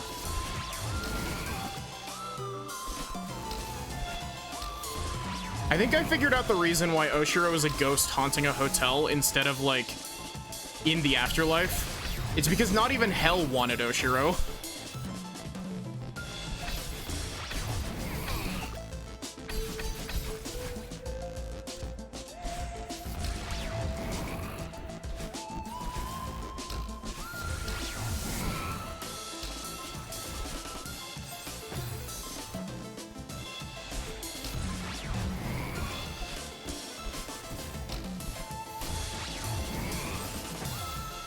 You know, in terms of story, I really like Oshiro. In terms of gameplay, yeah.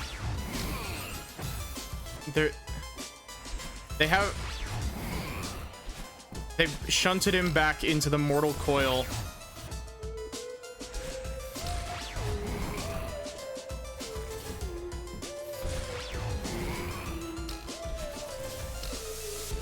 He was not accepted at hell.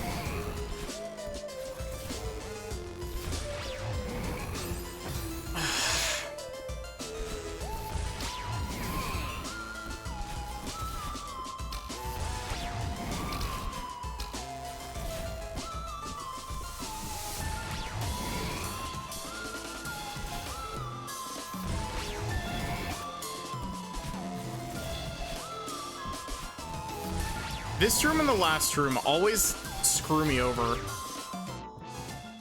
Ugh. Disgusting.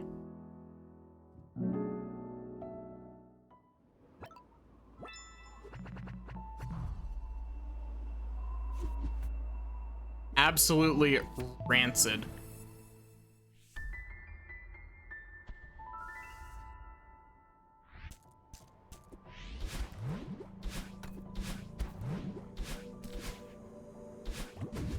Welcome to Golden Ridge. Much like Golden Corral, we suck and have no safety.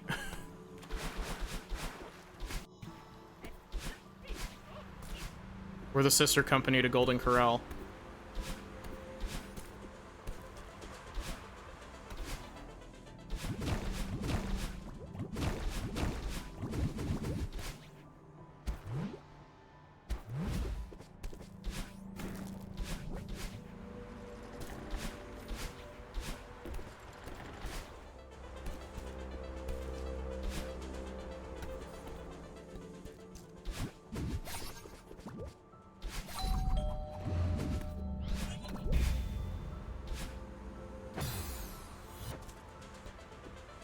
I love how my dash there killed my momentum.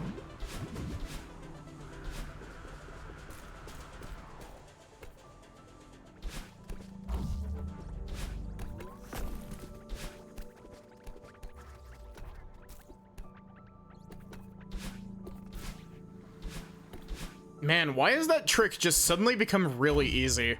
When I was grinding that out in practice, it sucked. And it's not like I practiced it recently either. I practiced that shit before the last batch of speedruns I did.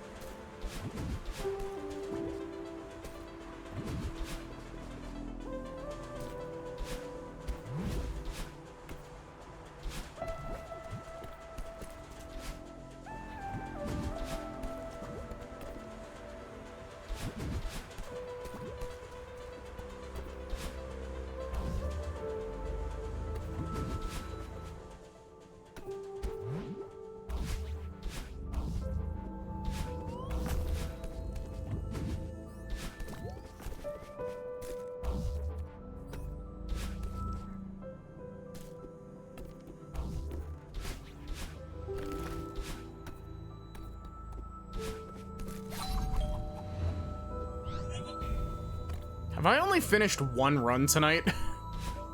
Or have I finished two? Also, cool, thank you, game.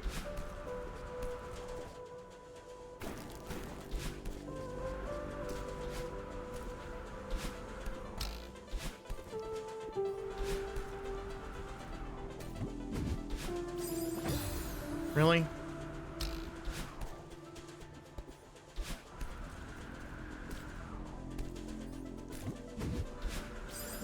How? How do I keep doing that? That shouldn't even be a possibility.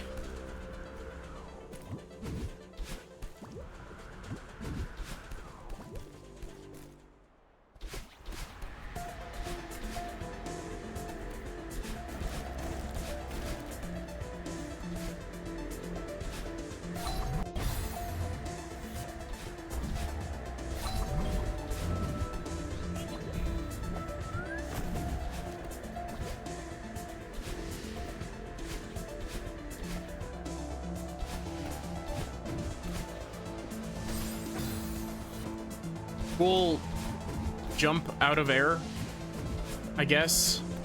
I wasn't trying to do a coyote jump there, otherwise I would have actually done something, but...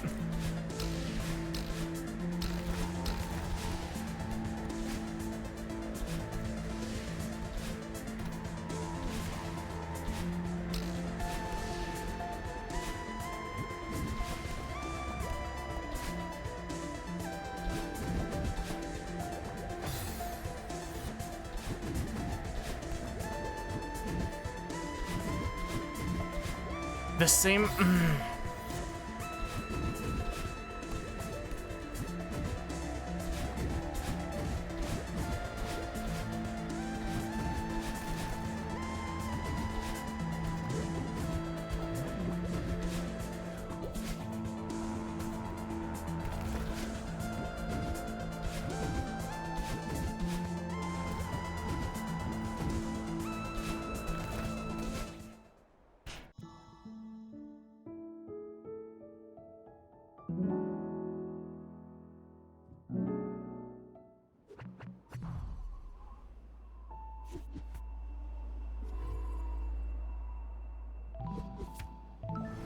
Yeah, I'm glad that it only happened once, but...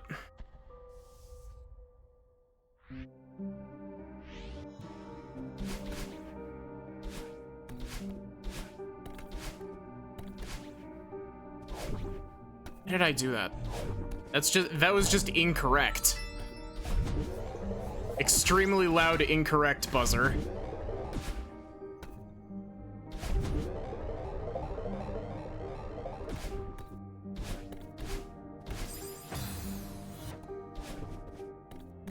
Swear to God, I'm gonna be seeing this jump in my nightmares like 20 years from now.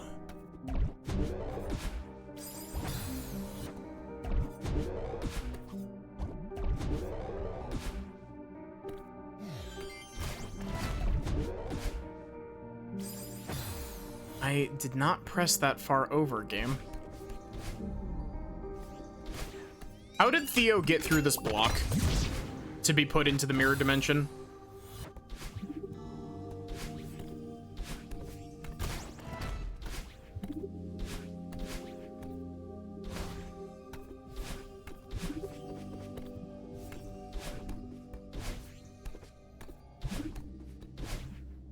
Cool. Apparently I just can't do reverses today. So I guess I'll just go fuck myself.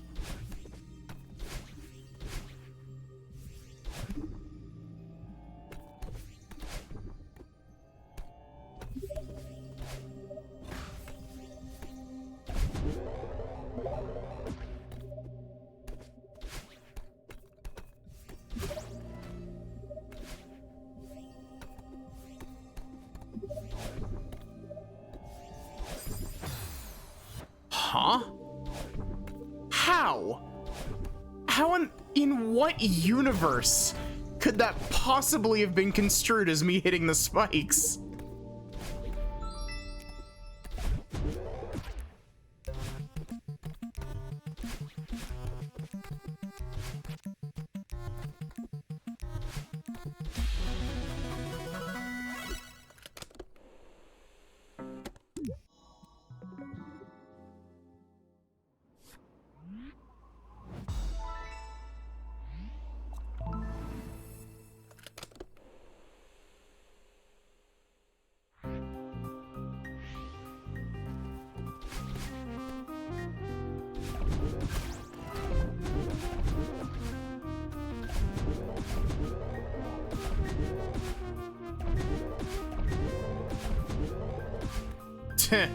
Hell no, Sachi, I have not gotten consistent at that room.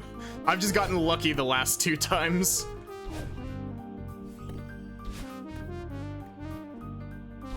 Unless you're talking about the first room of this level. Because the first room of this level, I am very consistent in. There we go.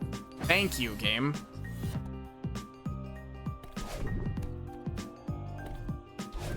Ladies and gentlemen, and everyone in between, we have a run.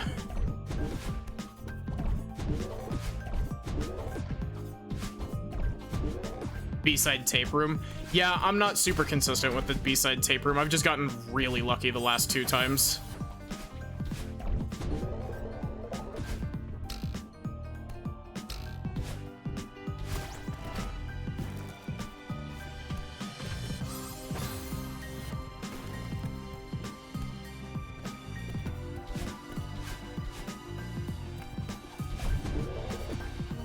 I don't know how, but that jump is somehow both really easy and really difficult at the same time.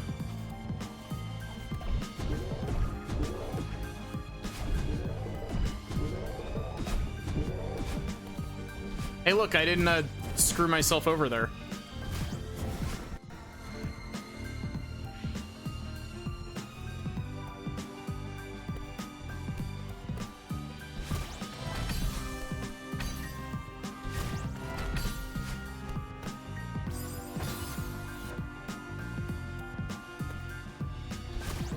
The hitboxes on these tentacles is not great. They are not sprite accurate.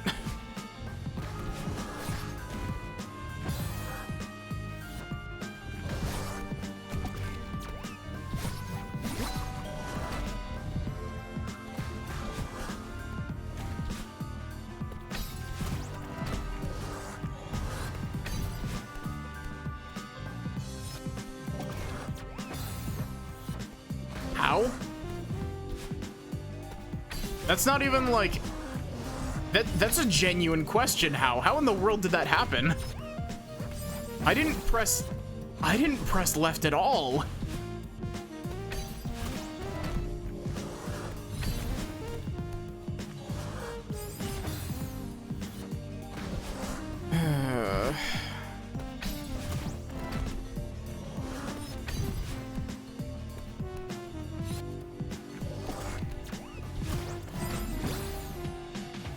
Okay, apparently I just need to avoid these spikes like the plague.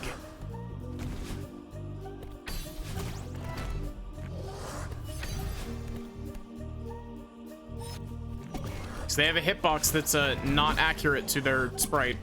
Well, actually, they're circular spikes, so of course they don't have a hitbox that's accurate, but...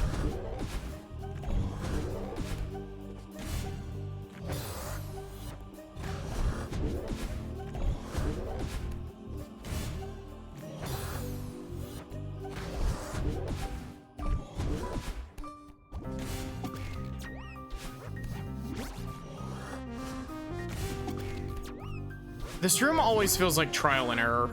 I'm not gonna lie.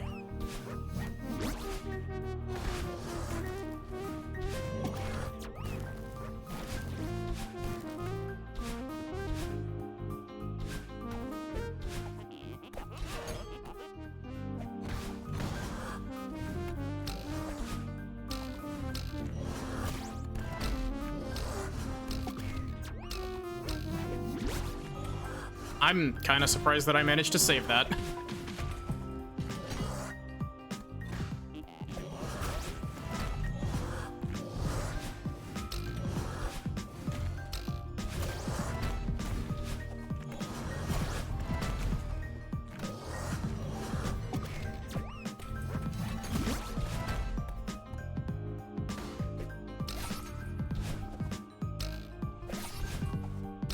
I like how Theo just gets, like, ejected through spikes.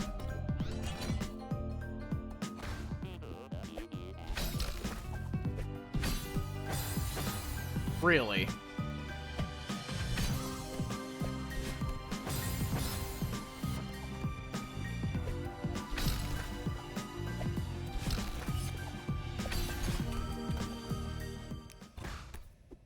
It always felt weird to me that that room doesn't have any sort of indicators as to where you're supposed to throw. This room isn't hard. Why am I making stupid mistakes?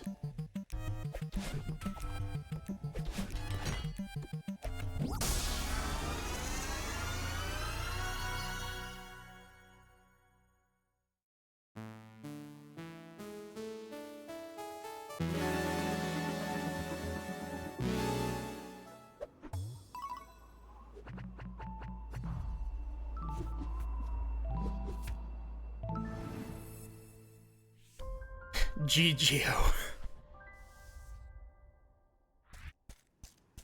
Speaking of Geo, I need to play another Hollow Knight randomizer soon.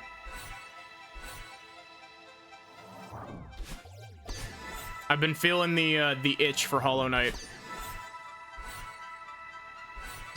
Silksong sure as hell isn't coming out anytime soon.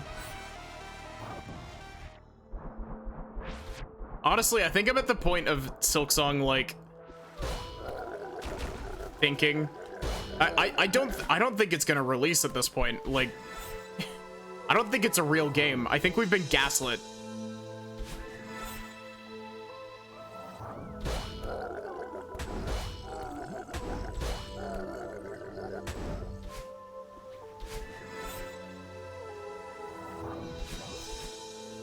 All memes aside, like, I understand, you know, game dev is hard. Like, I am intimately aware of game dev being very, very stressful and very difficult.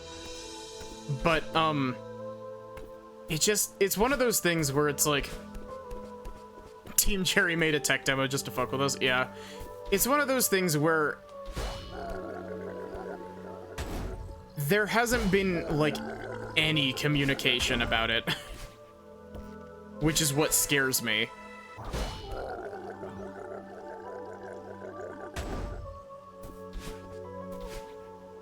It also doesn't help that,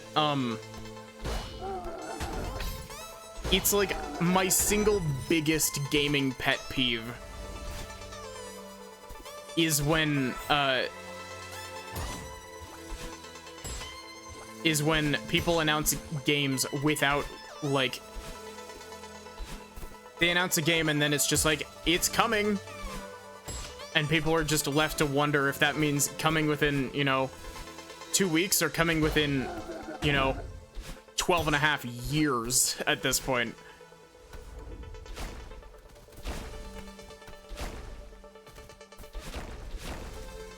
And it's also one of those things where it's just like, you know, I respect that it is like their project and like, you know, they don't have to put out information if they don't want to, but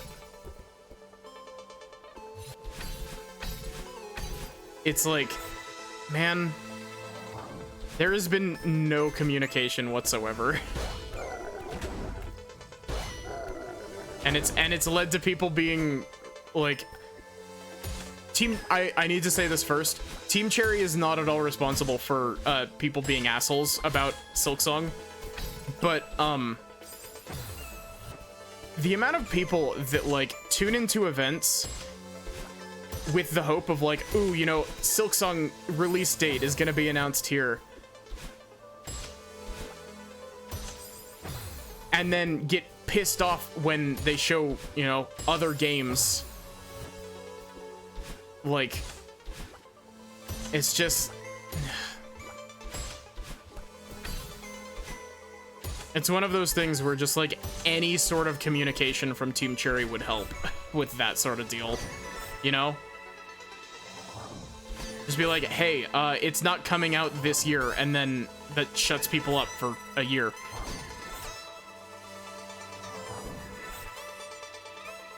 Well, okay, there'll always be people who are like, nah, this is like a conspiracy shit. It's gonna come out like later or earlier than that, but like, I don't know. It's one of those things where it's like, I absolutely love Hollow Knight to bits. And I'm very excited for Silksong. It's just, it feels like the whole PR like bits about it has been horribly mismanaged.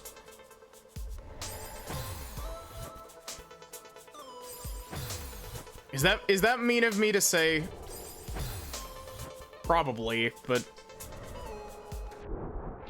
and I know that, you know, 2020 threw a whole wrench in like literally everyone's plans, so it's not like I'm really holding it against them that it's not out yet, but it's like, how many years has it been since the Silksong trailer dropped?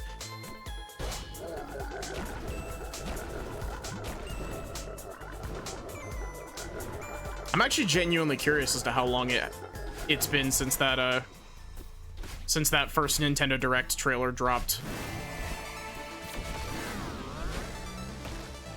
It's like 4 or 5 years at this point, isn't it? Because I was still in high school when that trailer dropped.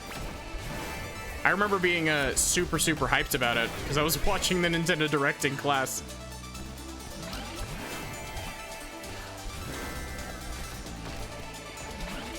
Yeah.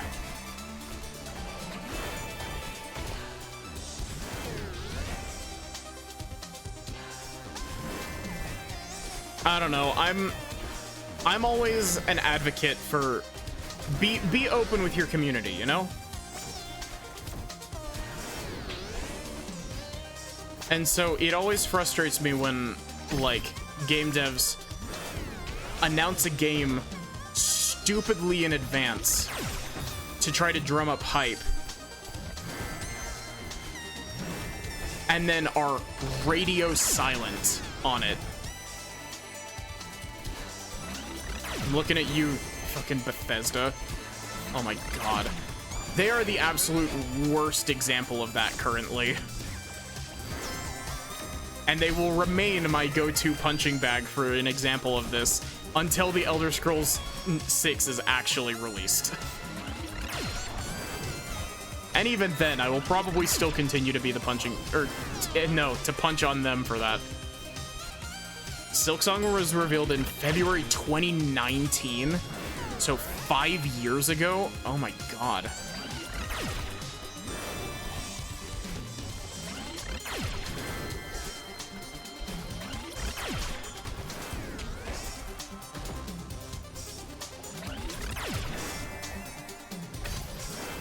Yeah, Cyberpunk was also like that. But I also haven't had much interaction with Cyberpunk, and I also totally forgot that it was announced as a PS3 game until you mentioned it just now.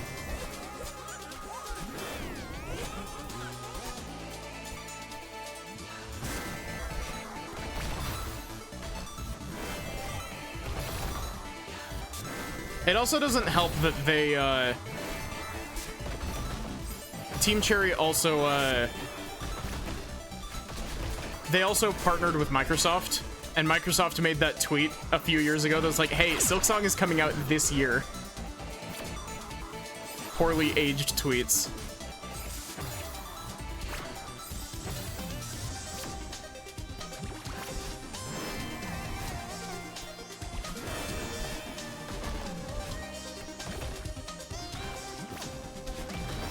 I don't know. I don't want it to come across like I'm, you know, discounting how difficult it is to make a game and how difficult it is to manage a community. Because you'll always have people who are assholes pop up. But like, I don't know. It's one of those things of like, the community around it is so like rabid for any sort of information about it that they will show up to like events that aren't about it and be super pissed that there was no Silksong at like, you know, a Nintendo Indie Direct or whatever. Like, imagine how shitty that must feel for every other indie dev there.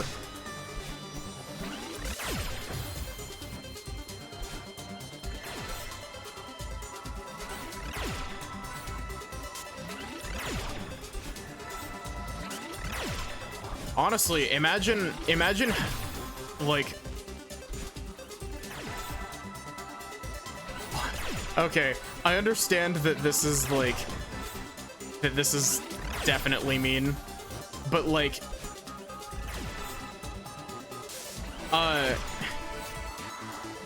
Silksong absolutely should not be like, a release date should not be revealed in an Indie Direct. Like, that would be a huge mistake. Like, that shit needs to be like in a normal ass Nintendo Direct. Otherwise, it will literally overshadow every other indie game that is in that Direct, and it will...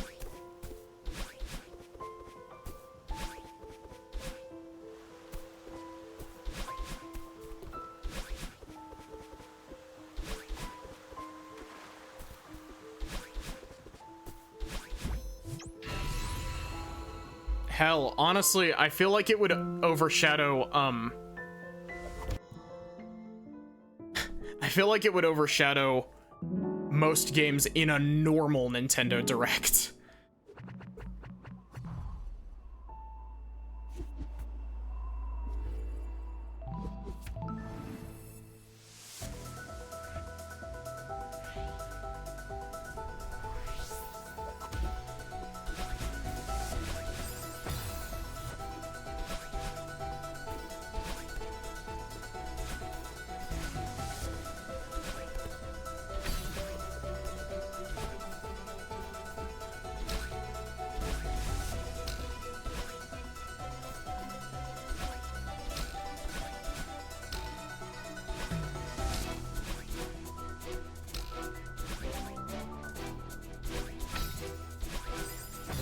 Yeah.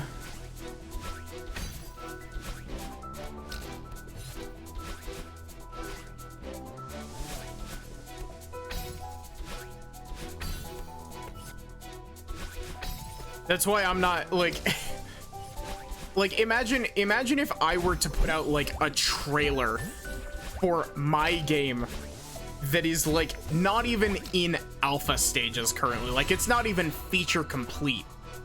Like, and it takes me like another 4 years to put my game out, and it's like, why did you make a trailer for it? Like, you should have waited.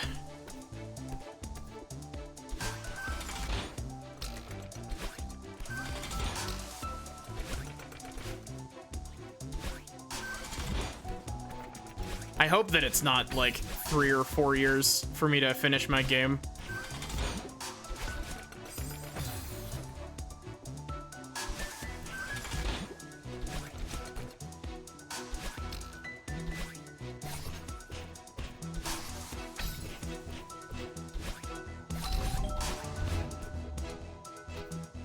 Yeah.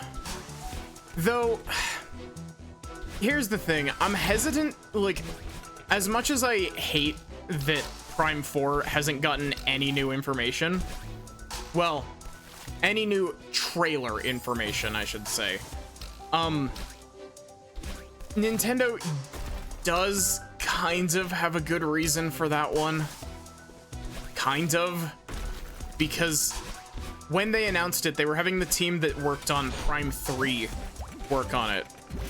But partway through development, they're like, nah, let's swap back over to Retro Studios, who made Prime 1 and 2.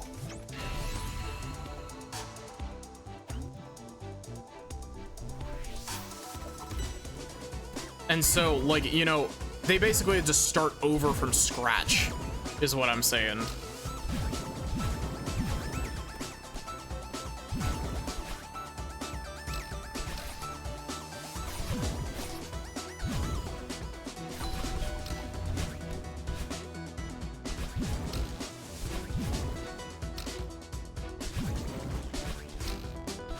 I really hope that Prime 4 gets some modicum of new information this Nintendo Direct.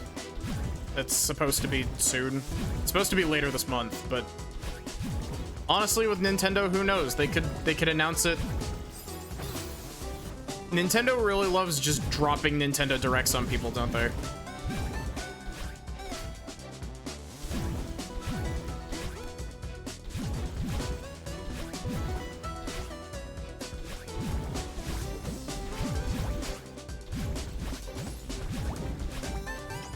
Like, they always love announcing their Nintendo Directs like the day before.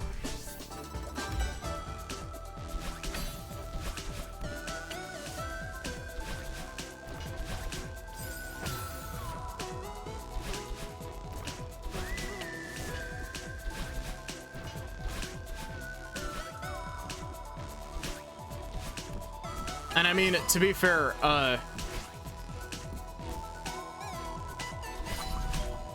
Nintendo can be pretty bad with the announce a game and then you don't hear about it for a decade.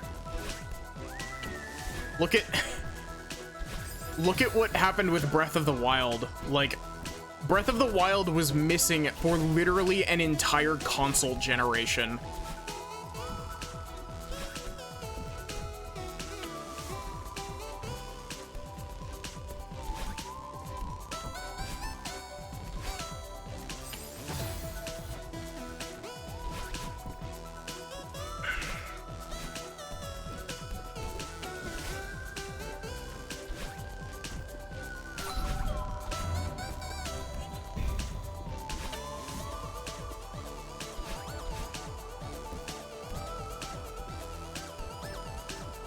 And I mean, hell, they didn't even get any better with it for Tears of the Kingdom either. It definitely wasn't worse than Breath of the Wild's announcement cycle, but like, Tears of the Kingdom got announced and then completely disregarded for like 2 or 3 years.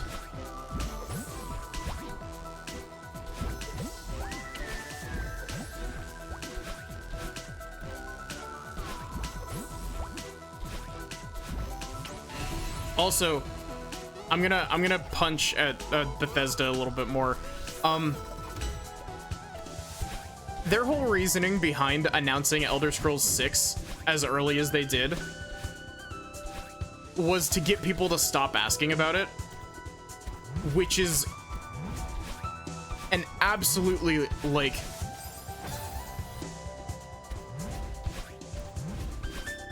what kind of moon logic are you operating off of, Bethesda? Announcing a game is not going to make people stop asking about it. It's going to make people ask about it more. It doesn't matter.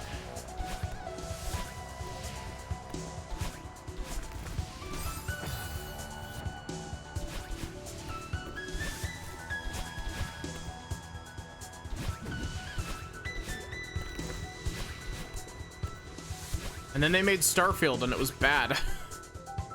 I actually haven't played Starfield. I don't really have much room to speak, but...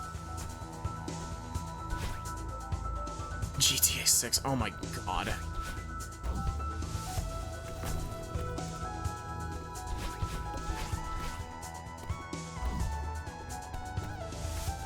Yeah, I heard that Starfield was bad as well.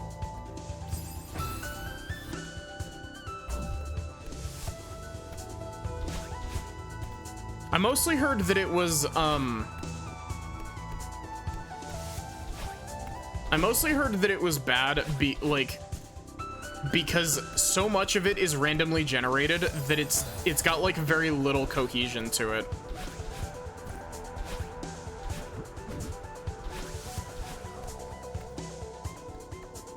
It just looked dated. I mean, here's the funny thing, Sachi. It's still built off of Skyrim's engine.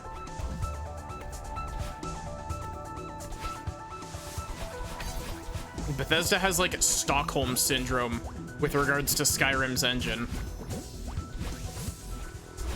You can make the demo dash there. I'm still upset that I died, but I'm glad that I figured that out.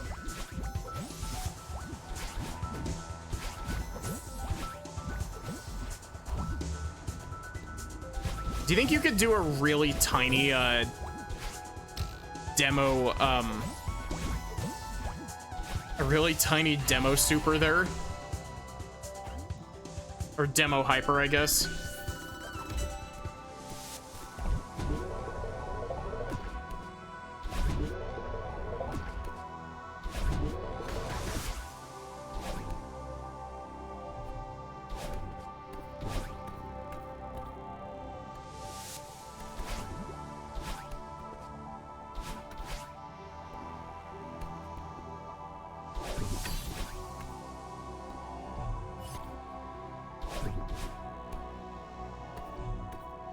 Yeah, Elden Ring...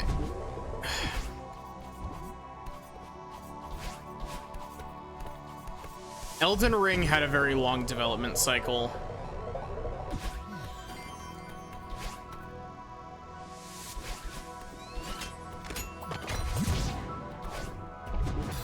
That was dumb.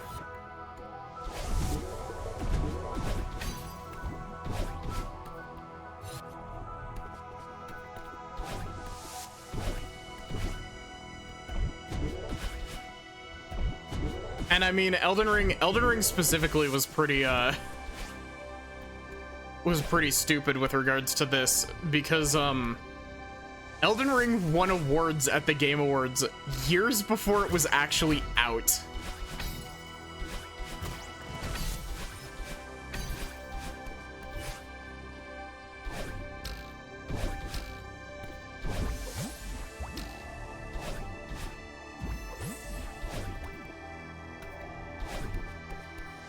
That's not a joke.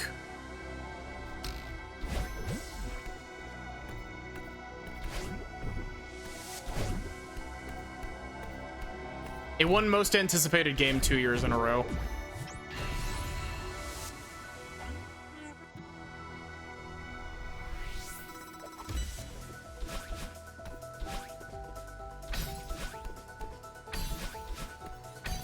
But it was one of those things where it won most anticipated game,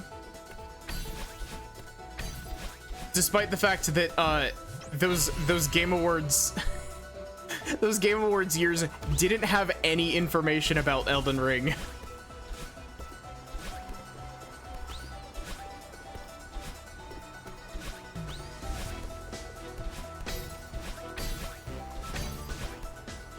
Man, I gotta, like... There's a part of me that's like, I kind of want to stream Elden Ring. Especially because of the DLC coming out, but like... Man, that game is so big.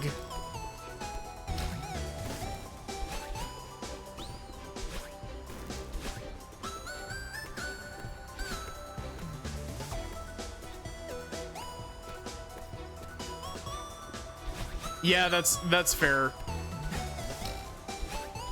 Nah, the Game Awards are very dumb.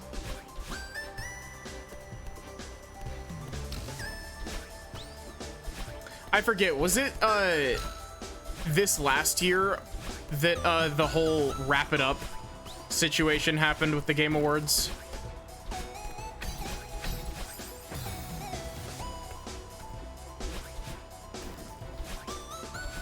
Was that this last year, or was that the year before?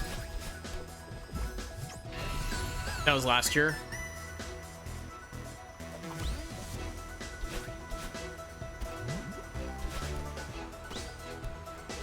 See, here's the thing.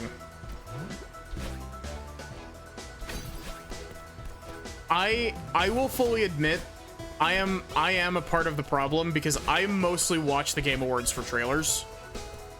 But at the same time, like, it's super disrespectful to the devs to be like, nah, you get like 2 minutes to recite your speech.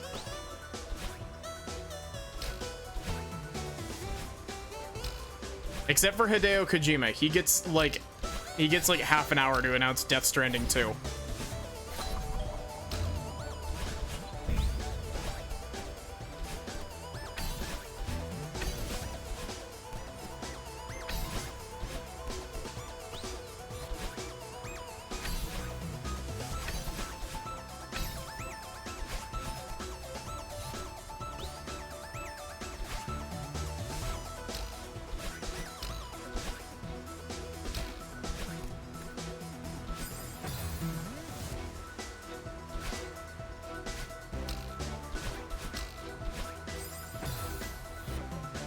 I don't know, it's just...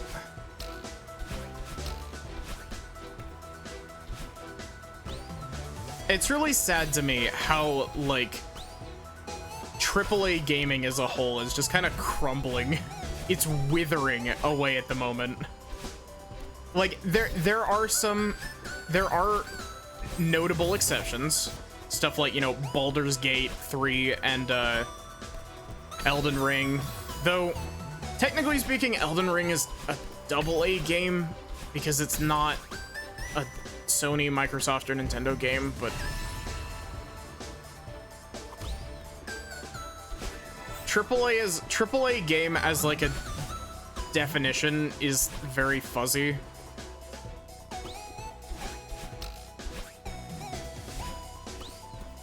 Some people seem to some people consider like the difference between, actually, now that I'm thinking about it, you might be able to consider Baldur's Gate 3 a AA game, but at the same time, it was also sponsored by, or well, it was basically commissioned by Wizards of the Coast, so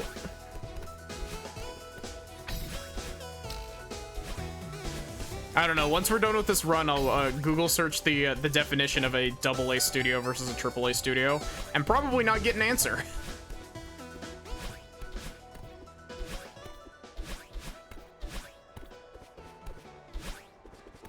But yeah, it's especially Sony. Like, Sony has been making such like shit decisions lately. They're allergic to money.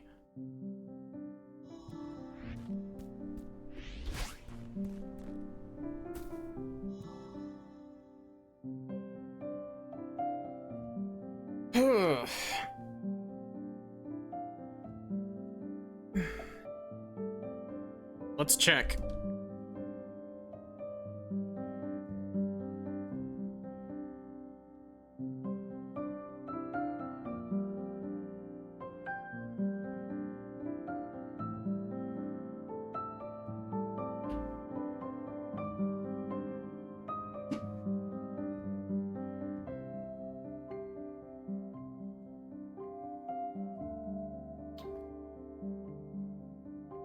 I don't think I like this definition that I'm being given.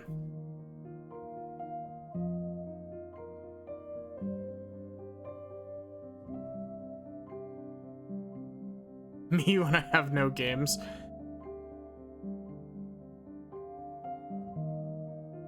So, according to Google, essentially it's like AAA games prioritize mass market appeal and blockbuster production values, while AA games focus on a balance between creative freedom and the stuff that AAA games do. Which doesn't sound like it.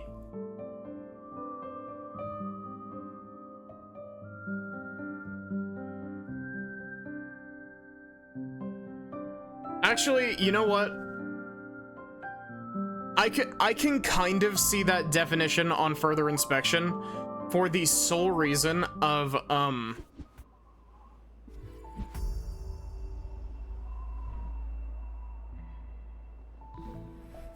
I can kind of see that definition because Nintendo and Sony and Microsoft are capable of creating AA games. Because, you know, stuff like Nintendo is the king of putting out AA games to fill gaps between big games. Like, they put out a lot of smaller games to fill the gaps between, you know, like, oh, you know, between Tears of the Kingdom and Thousand Year Door Remake, though some people would consider Thousand Year Door Remake a AA game, but I don't know, like, Sony especially, like, Sony sits in this weird spot where it... My splits are not updating. Fun. I lost all of those gold split times.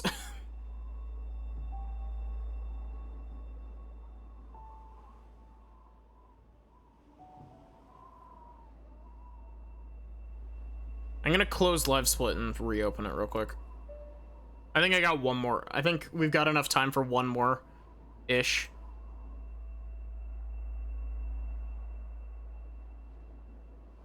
That did not fix it. Cool.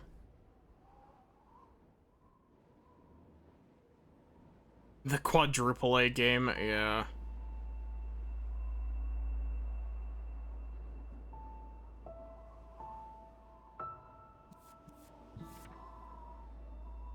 Also, speaking of Sony and their shitty ideas,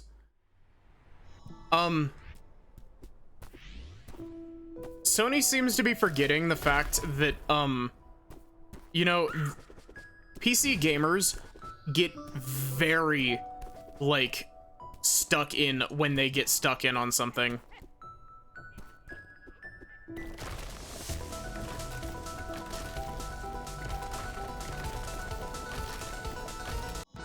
I mean, look at Kingdom Hearts. Like, Kingdom Hearts on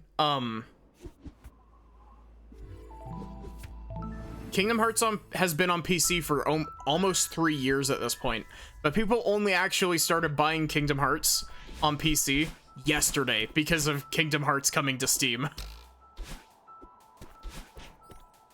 It literally took less than 12 hours for Kingdom Hearts on Steam to become the #1 best-selling game on Steam that day.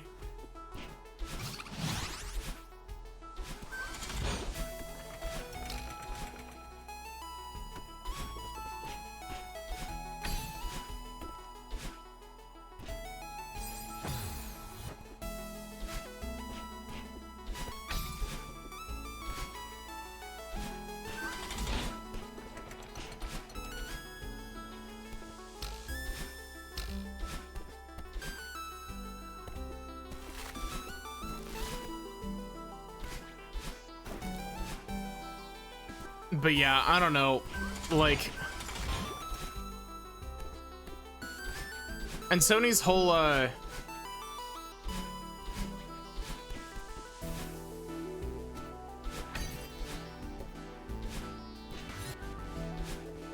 Yeah, I saw that, Sachi.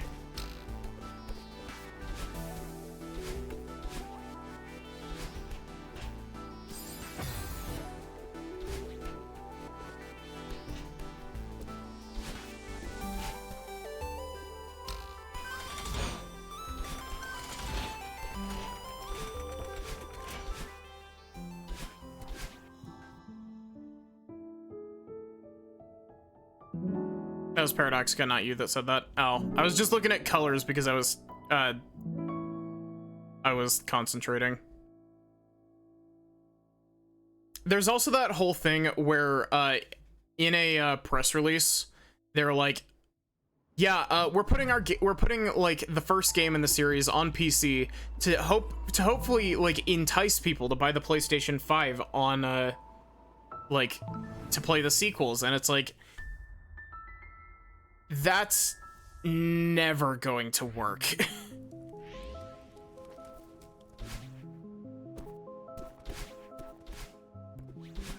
Yeah.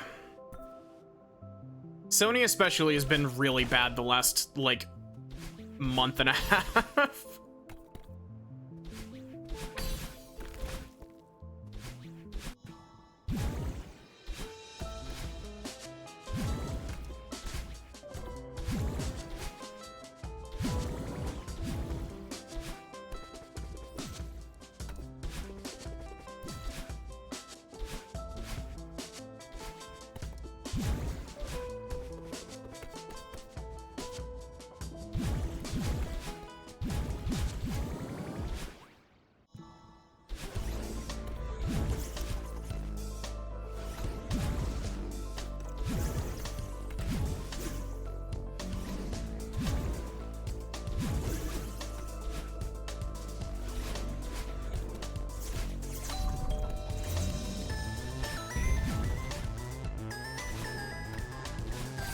The PSN linking thing is especially dumb because Sony has literally zero quality for their cybersecurity. Like, they are notorious for being hacked.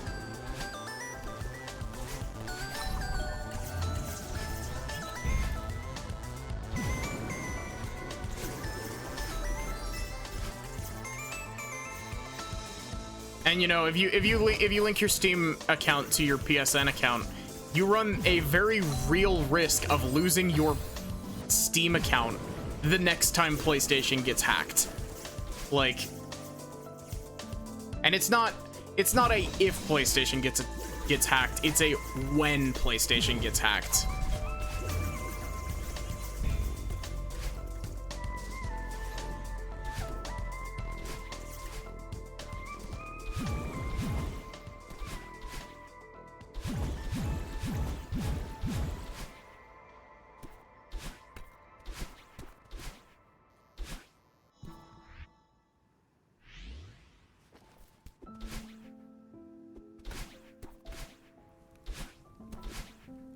The worst part about the Helldivers 2 situation is that Sony was like, okay, we'll roll back the change so that you don't need a PlayStation account. But the game is still unpurchasable in every region that they blacklisted it from.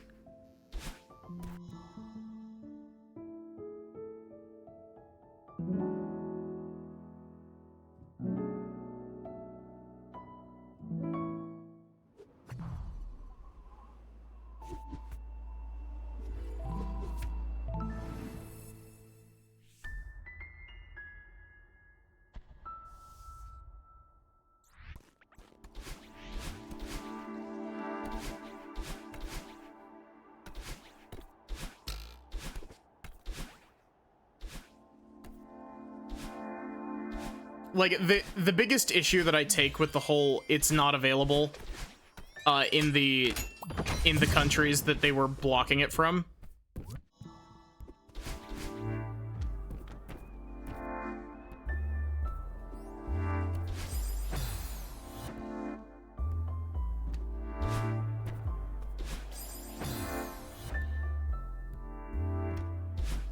Yeah, exactly. It's one of those things of like, I feel really bad for the Helldivers 2 devs, because from what I've seen of how they interact with their community, they seem really cool. It's just, it's one of those things where it's like,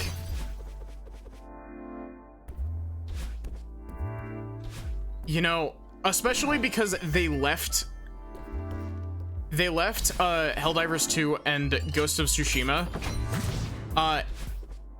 unable to be purchased in every region that was listed that can't make a PSN account, that 100% just means that they're going to try to shove the PSN account stuff back in later.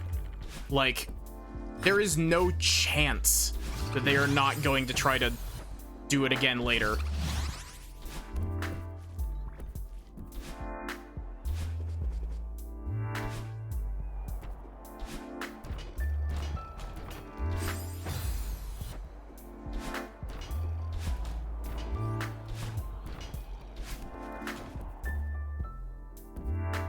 I really hope... Okay, I know that Helldivers 2 is technically a first-party Sony game because they, like, funded the development of it.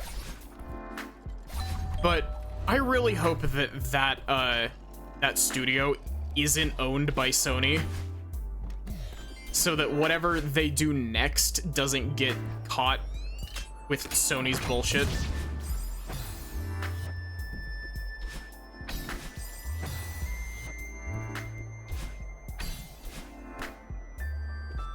And don't even get me started. Like, the worst part is that, like, Nintendo, for the most part, tends to be pretty shitty. Like, they hate their fans because they make fan games and ROM hacks and stuff. But, it's crazy to me that, Microsoft and Sony, for once, are being more actively shitty than Nintendo is. And that's, like, an accomplishment.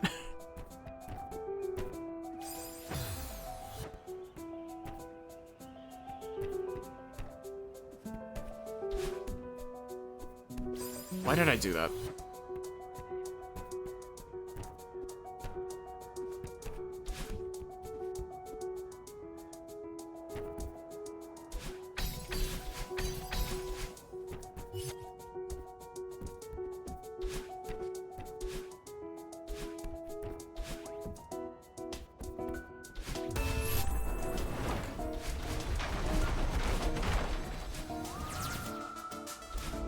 Because Microsoft had that whole thing where somehow they thought they were like, okay, you know, oh, we're gonna start laying off and closing down studios, and then they closed down fucking Tango Gameworks, which made literally their best-selling game in the last, like, it made fucking Hi-Fi Rush.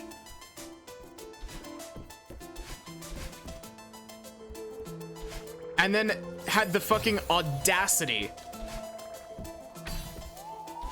to be like, oh, we need more games on our console that win awards and stuff. And it's like, you had an award-winning game studio. It was Tango Gameworks, and you shut them down because you're a piece of shit.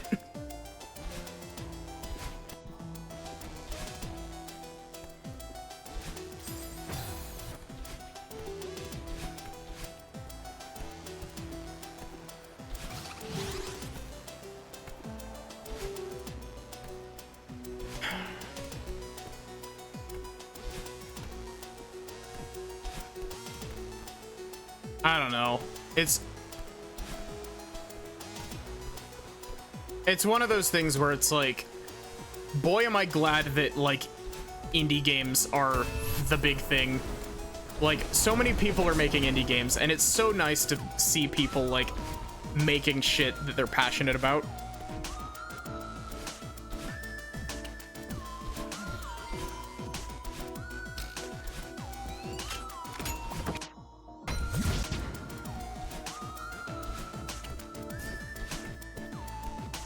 I'm surprised I didn't die there.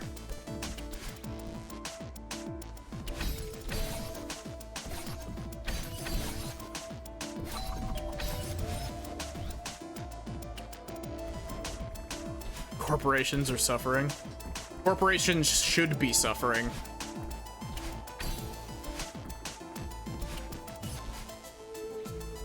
Just leave literally everyone out of it. Just let them suffer in their own little corner of hell.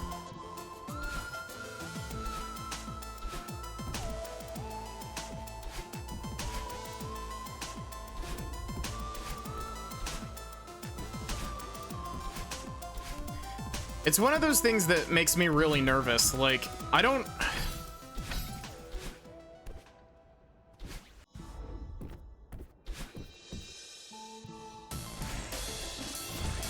Like, whenever I actually manage to complete my game, I don't want to have to go through, like, a publisher.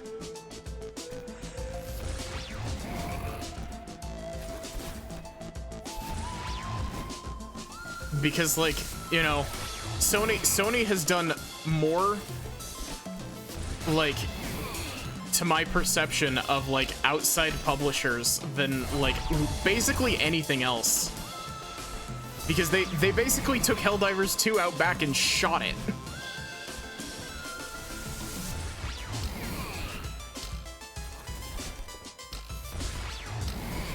All for number go up on a graph.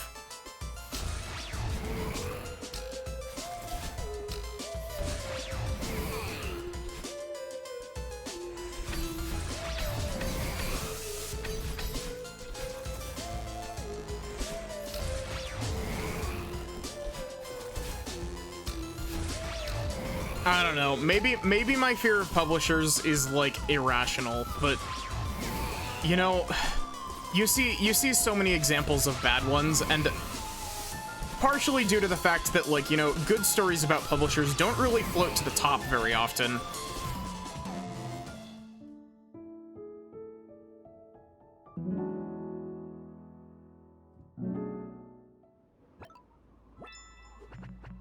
Ugh. Yeah, why is, like, Sony especially... Sony and Nintendo have reversed stances on censorship now, and it's really funny to me. But at the same time, really sad. Because, like, Nintendo used to be the, you know, oh, we're the family company. We need to, like, make sure that our, stuff is, like, you know, for kids and all that.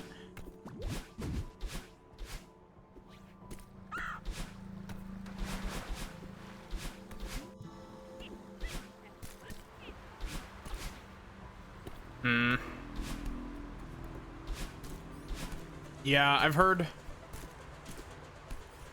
that,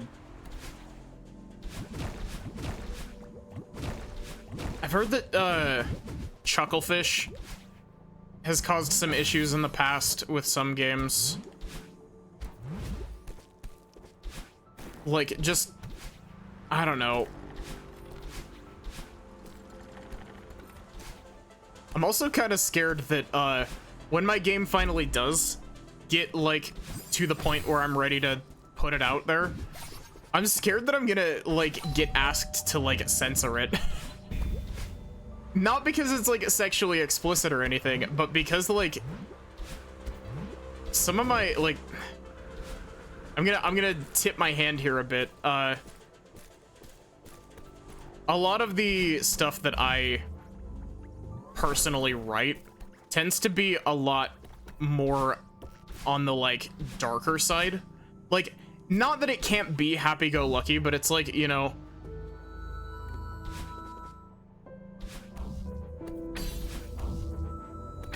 I enjoy... Okay, I shouldn't say that. I was gonna say, I enjoy giving my characters trauma, but that sounds really bad.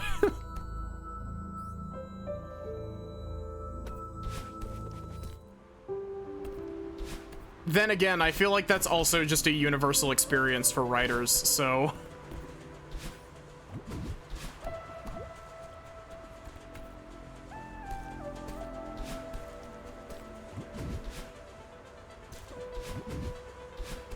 Like, here's the thing.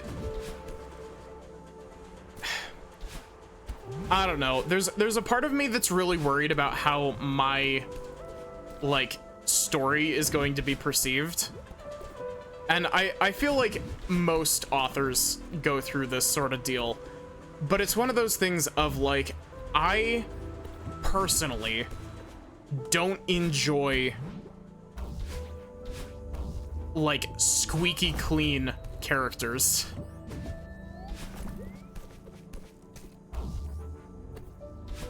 I love it when even like good guys have a little bit of dirt on them, you know? It makes them more of a character. And it frustrates me when people act as if, you know, a character having flaws is a bad thing, you know?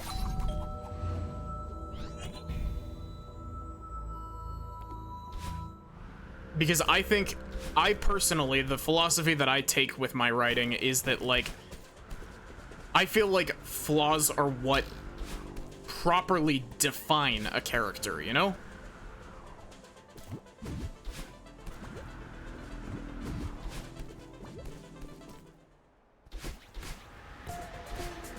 Like, more in the way of, like, what's the right way to phrase it?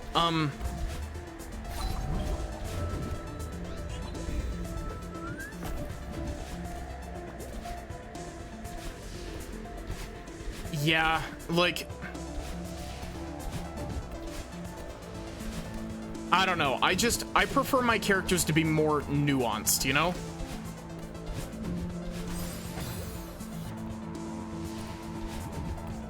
Even then, like, there is also the realm of, like, children's media, Sachi, that flawless characters can work in, but not really.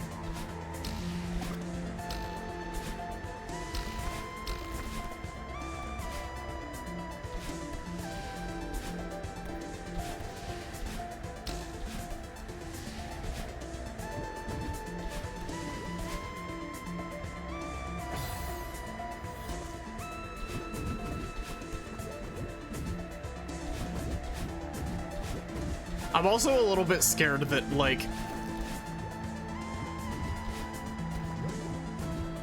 because I'm the one writing it, I feel like I have my stuff relatively coherent. But I'm also scared that I'm gonna make a Kingdom Hearts-esque clusterfuck out of stuff. You know what I mean?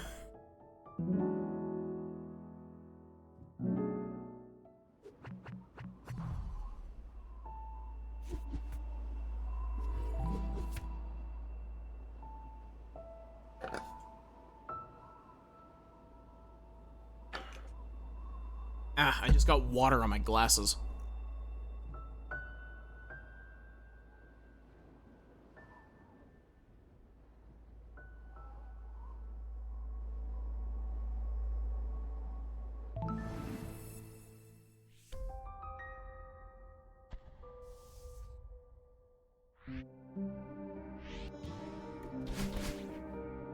But yeah, like,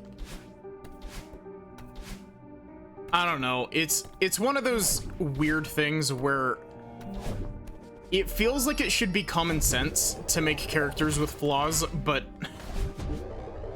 so many, like, popular, like, media, or so much popular media today is like, what if we made this dude the most badass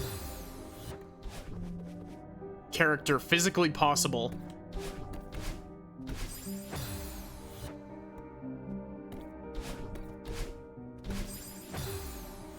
See, here's the weird thing with... Man, y'all are really bringing out my my passion for storytelling tonight. Here's the big thing with Mary Sue characters. Mary Sue characters, believe it or not, have their uses.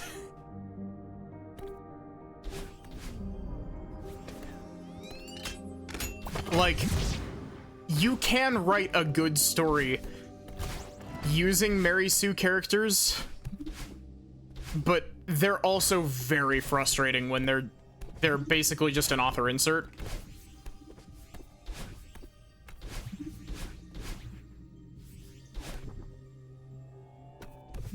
Or a power fantasy.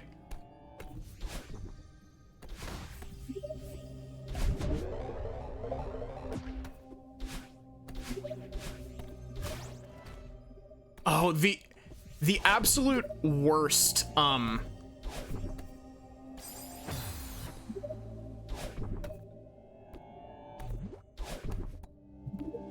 the absolute worst thing about asshole characters is when you've got asshole characters that never get told off for their actions.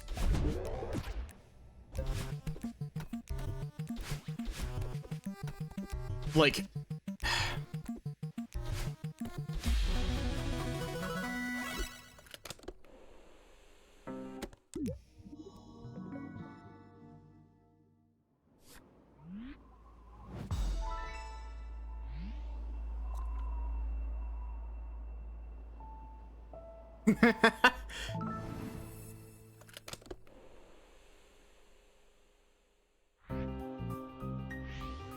Here's the thing, I'm not even angry about this. Like, I'm very passionate about storytelling.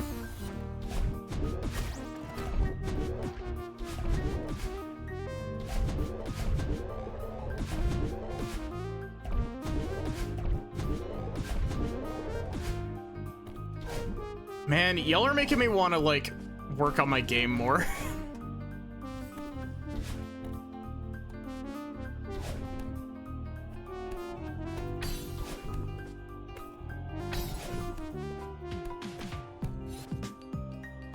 Shit.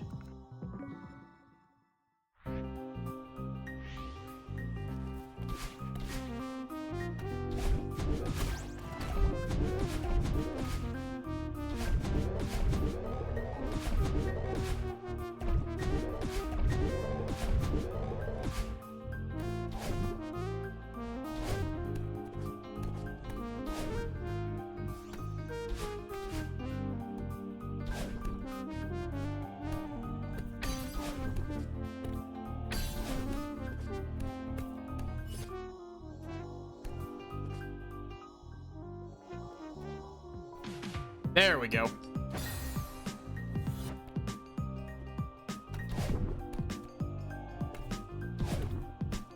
I've always found it, like, it's always a really cool angle to take with a story that's like a high fantasy story of, like, if you have a very long-lived character in it, like, having a character that's able to, like, humanize, like, legendary heroes of the past is always such, like, a good, like, there's a part of me that wants to call it, like, a trope subversion, but it's not. Oh, come on.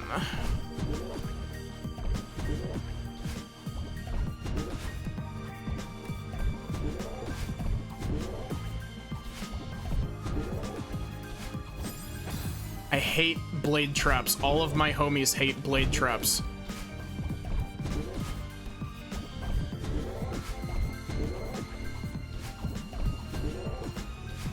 There we go.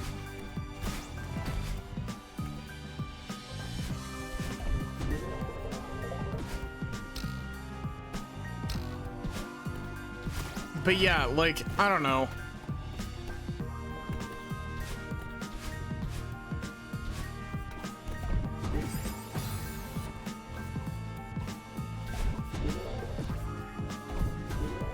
There's also this trope that I really love that strangely enough kind of got used in Valhalla, despite the fact that I associate this trope with, like, more high fantasy stuff.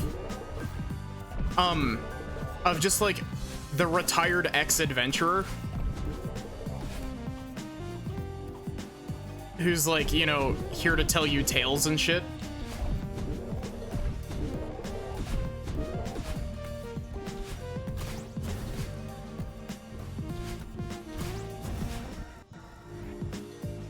Like, I love when you've got, like, these big mentor characters who aren't afraid to goof off, but, like, you know, they have some serious, like, actual skills behind their goofiness, you know? Okay, have a good night. Have a good night, Nasu.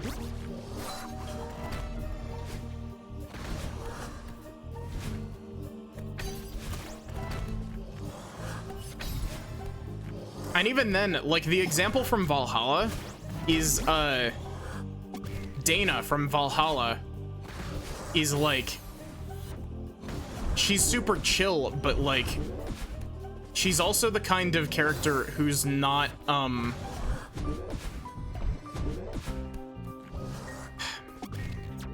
what's the right way of phrasing it? Like, she'll boast about stuff, but she'll boast about stuff in, like, a, you know, sort of joking tone, you know?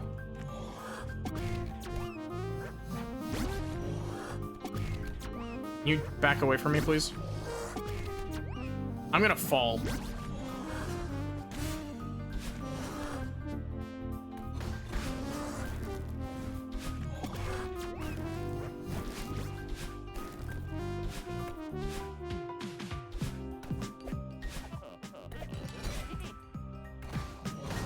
It's also really nice when those, like, types of characters hit that, like, point of, like, you do not fuck with my friends sort of deal. You know what I mean? Also, I saw someone new in chat out of the corner of my eye.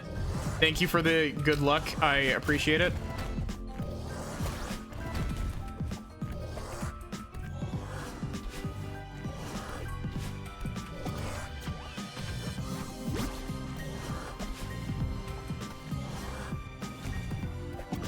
Hi, welcome in.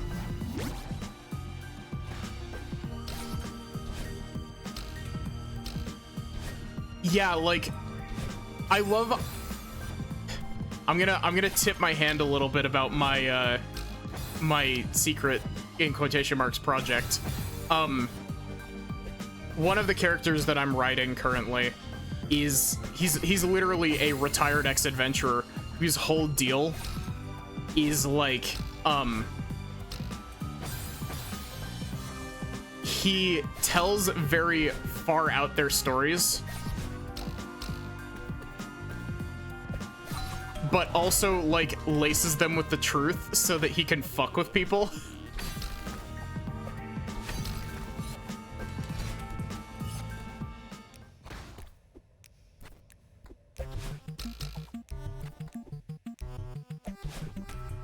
Dang it, I threw him too good.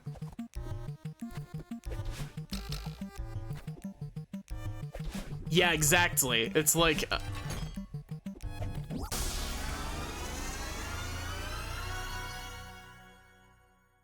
like one of the scenarios that I have written down is like, essentially he's talking to the main character. And, he's like, oh, you know, back in my adventuring days, like, we did shit like rescue princesses and all that. And, he's just like, man, I should actually, like, contact her. See how she's doing. And then, just, like, later, one of his old adventuring companions rocks up to the bar and is just like, hey, have you ever, like, called, like, did you ever message her back? She was, like, very infatuated with you. Just to, like, give a little bit of credence to his, like, tall tale, just one of his other ex-adventuring buddies just corroborates the story. Kind of, in vague terms. I'm paraphrasing, but you know what I mean.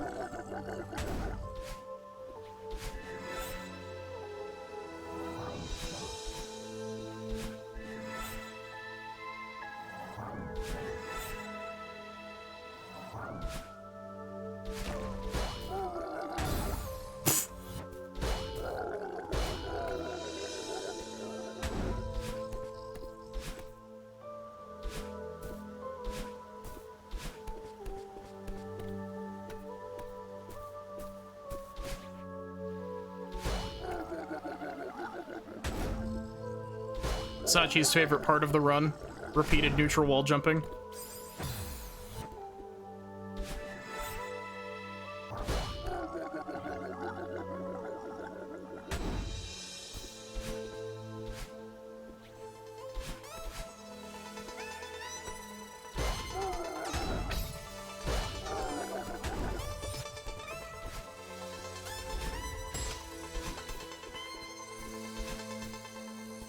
Heavens and repeated neutral wall jumps.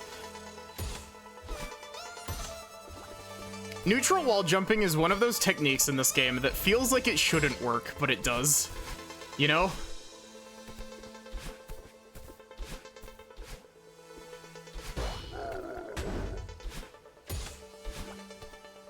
I don't know, it's...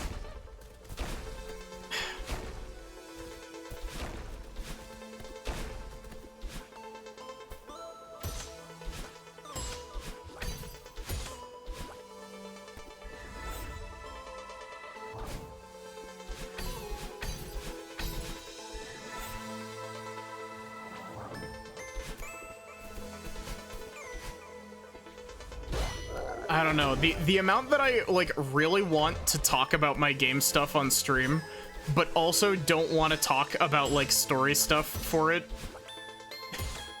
is very real. Like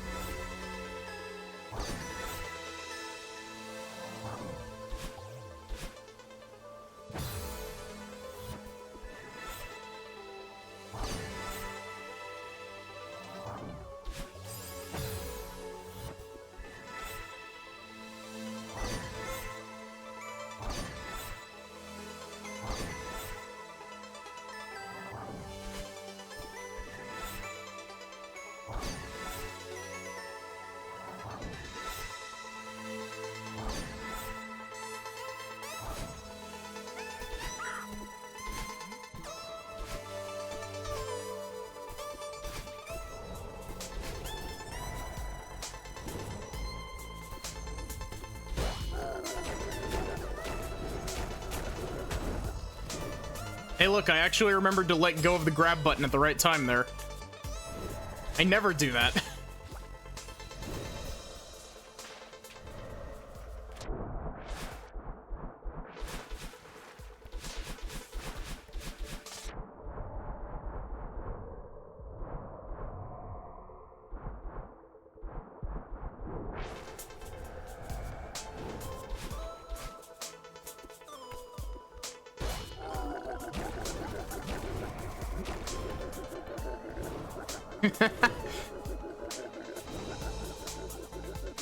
You know, my favorite part about that is the fact that technically speaking, refusal of the call is a part of the archetypical hero's journey.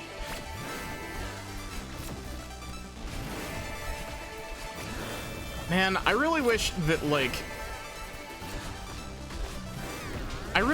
my English classes in school allowed me to do more with creative writing stuff. Like, I got to write like one thing as like a creative writing thing, and that was it.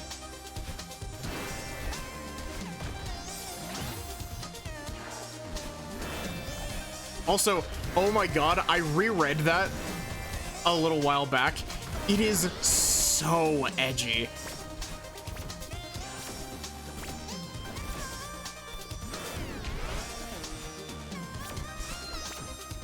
High school me.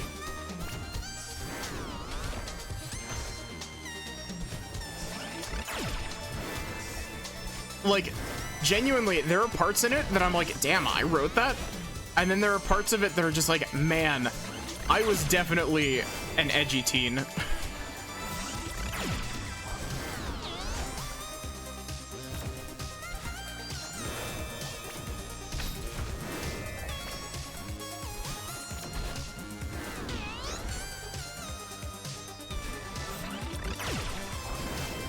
Main things that I'm remembering it from it currently are, I think, if I'm not mistaken, the villain of it was a,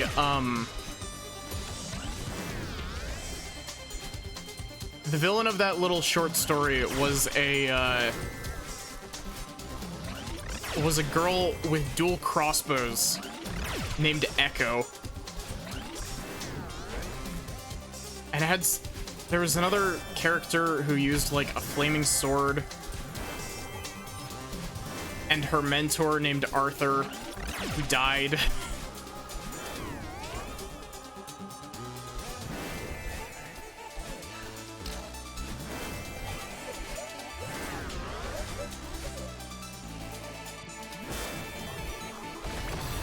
I don't know what it is. Like, I have such issues actually, like, making names for characters.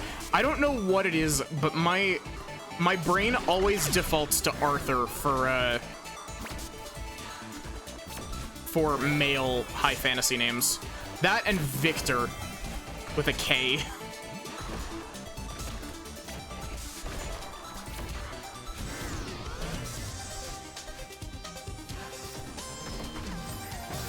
Would you believe me if I told you that one of the other names that I was considering when I figured out I was trans was Victoria? Because it's a very pretty name.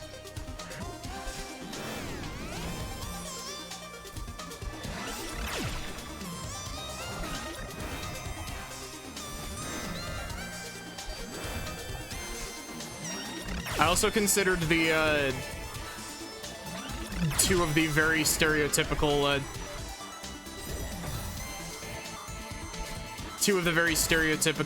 trans girl names. I was considering Faye and Luna as well.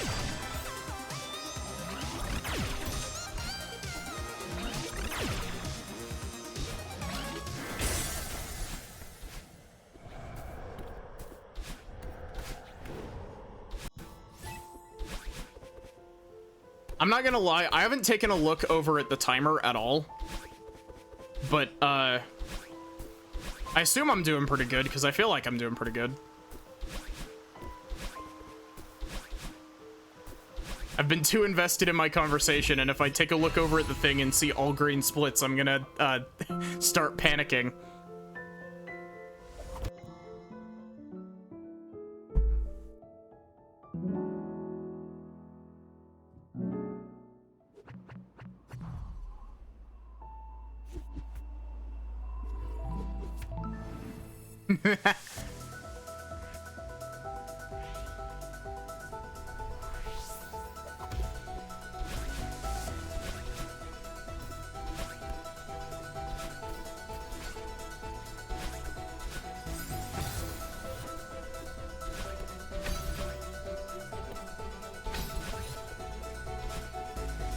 Yeah, it feels really bad choking on Summit.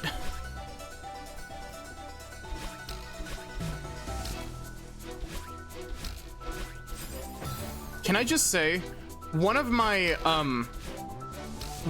personal favorite, like, trope subversions is I love when it turns out that the person that everyone thought was the chosen one was not actually the chosen one and was just there by happenstance. I would give an example, but it's an example from a game I would really love to stream someday.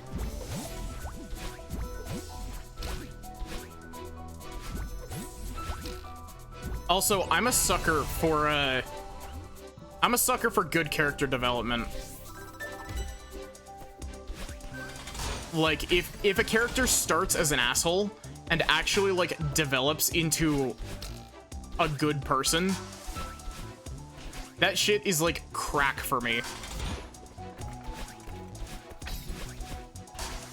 Take a look at fucking Neku from The World Ends With You. Like, I love Neku. He is a piece of shit at the start of the game.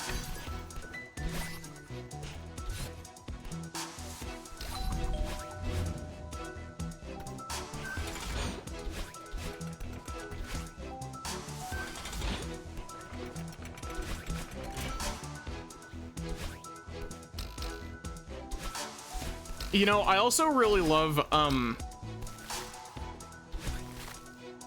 think that's part of the reason why I really love Wind Waker Link, specifically, because, in canon, Wind Waker Link is not a chosen one.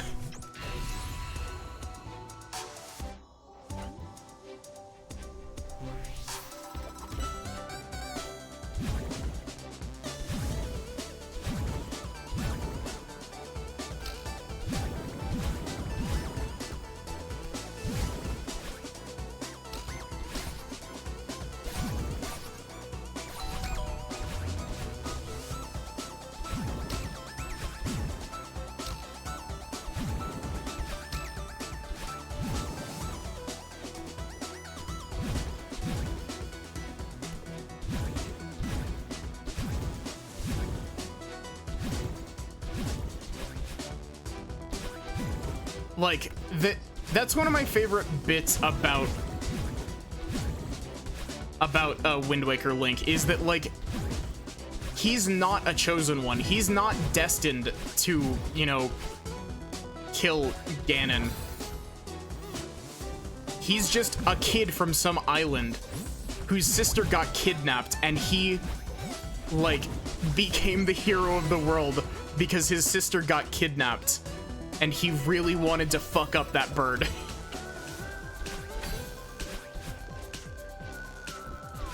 You messed with the wrong kid's little sister.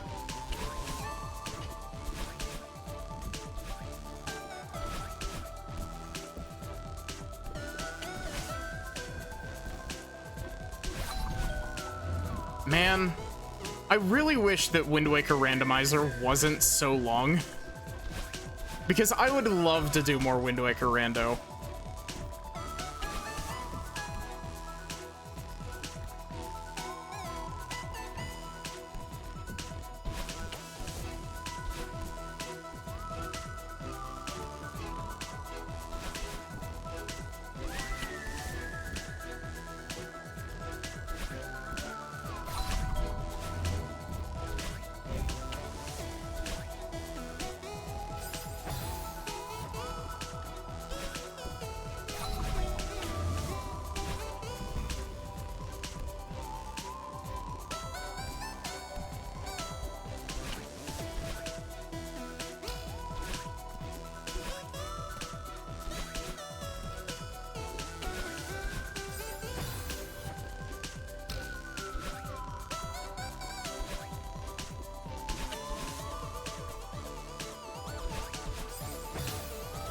I'm choking, everybody. I'm choking, chat.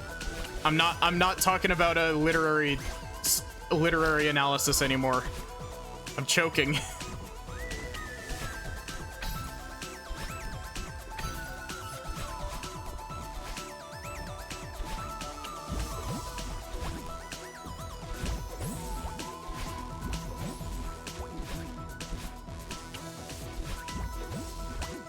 But yeah, man, I gotta stream Tales of the Abyss one of these days.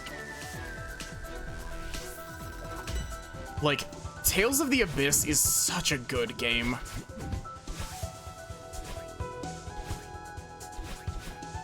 Luke is such a little shit.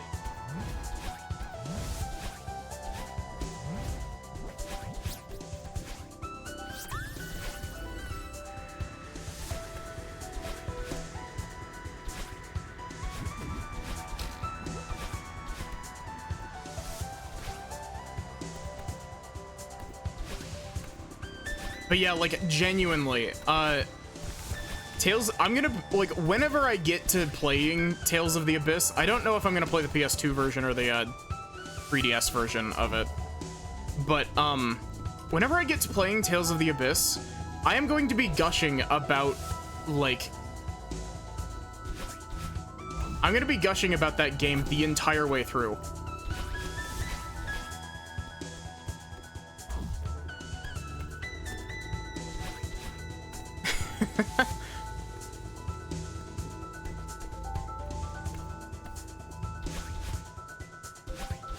Yeah, here's the thing. Here's my dirty little secret. SAO was one of the first animes I ever watched, and I really liked it when I watched it. But looking back on it, I can I can see that it is a, like, at least the anime adaptation of it is flawed. Like,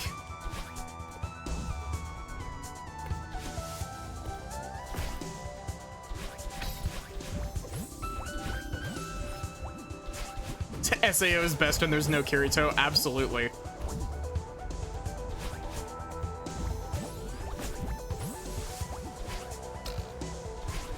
Light novel is just as flawed. I thought that the whole issue that people took with, like, yes, Kirito is, like, the epitome of a Mary Sue character. That was dumb. Kirito is, like, the epitome of a Mary Sue character. And he's supposed to be like a power fantasy self-insert. But at the same time, like, I've heard that a lot of the issues with the anime specifically are because it's paced really badly.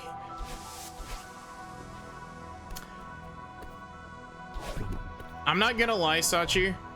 There are so many Sachis that I can think of, like, in terms of anime, that I genuinely couldn't tell. For all I know, it could have been, you could have named your username after the ghost girl from Corpse Party.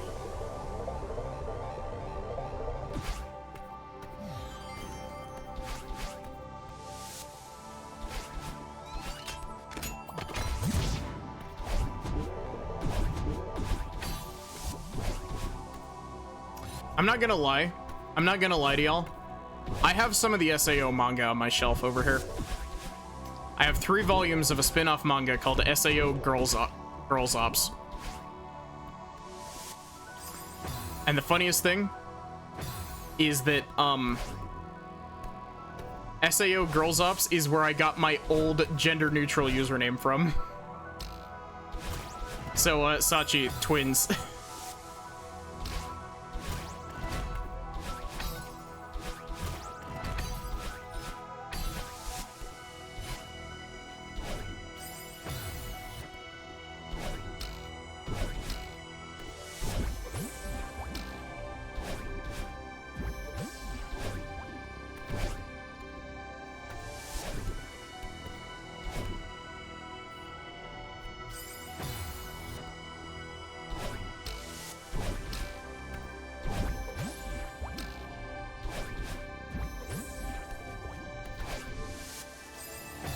SAO alternate or Gun Gale Online alternative was the one that was the one with the girl in all pink with the gun, right?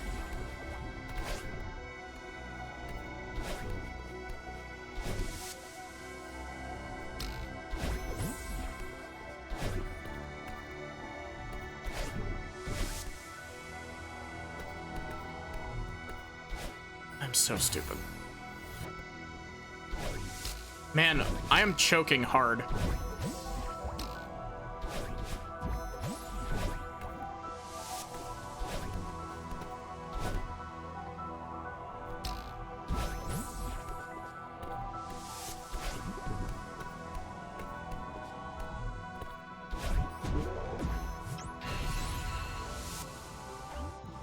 Apparently Reki Kawahara is rewriting SAO from scratch.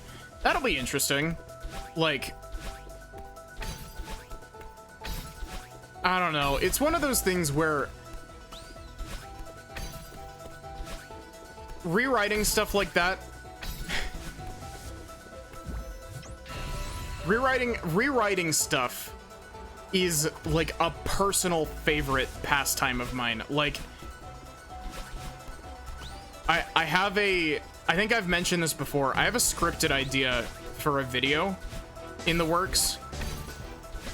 Granted, it's been in the works for forever, so who knows when it's happening. But, I've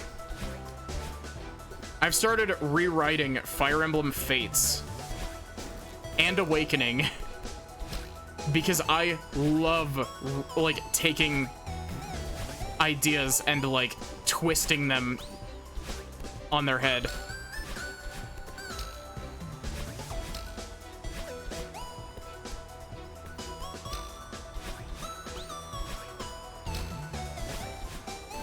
Because, like, as much as I love Fire Emblem Awakening's story, it's definitely got its holes.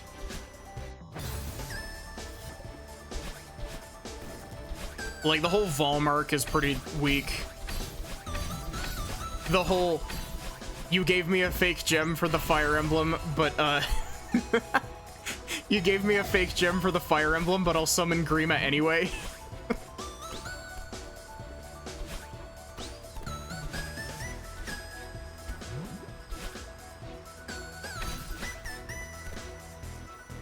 I don't know, like, I'm always really scared whenever I put any of my writing out there that it's gonna come across as, like, edgy. Partially because, like, I also very much have a thing for, heroes to villain. Heroes to villain is another one of those tropes that's like crack to me. I love fallen heroes as a trope.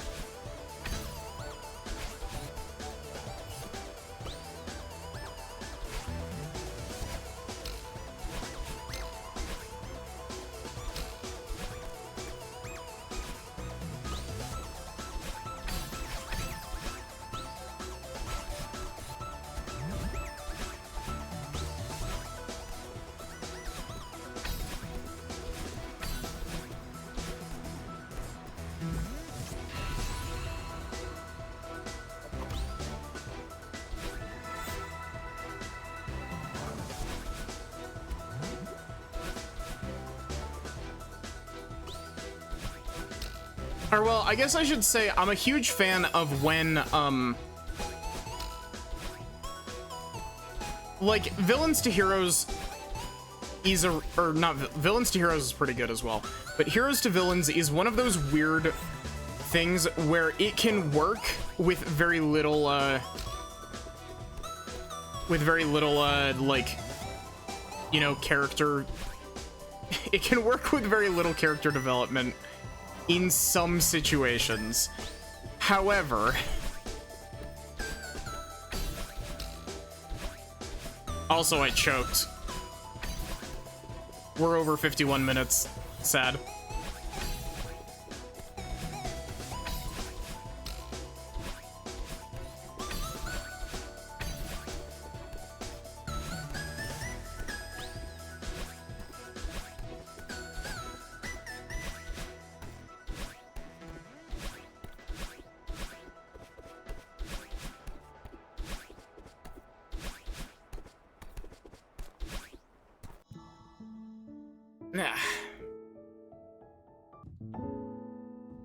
Dang. That's so sad. My splits were so good too. Where did I go wrong? Holy shit. I got like nothing but green splits through to the latter half of Mirror B. Jesus. That's ridiculous.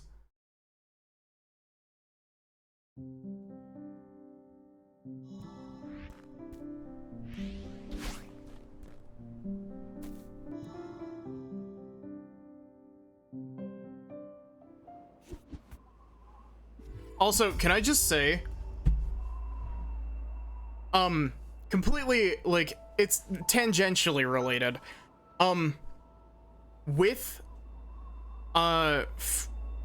Fire Emblem, Fates, can I just say, it really frustrates me that, Fire Emblem Fates Conquest is not you play as the bad guys. Like, more games need to give me the option to play as the villains. You know what I mean?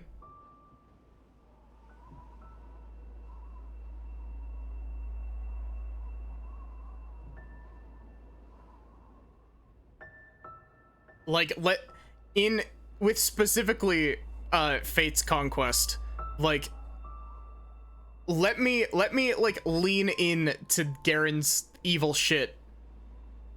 And then you can still have the final boss be Garen, but, like, let me lean into it, and then let me usurp him. Like, let me be the villain he couldn't be. Yeah, nah, that's the best kind of hero to villain. When you take traits that made them a good guy and twist them into something that turns them into a villain, you know?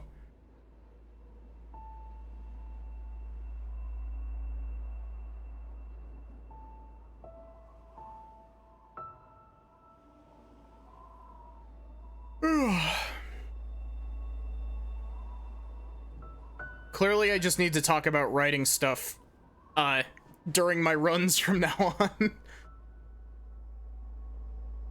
And actually looking at... Wow. Wow, I saved 30 seconds on 5B start. Holy shit.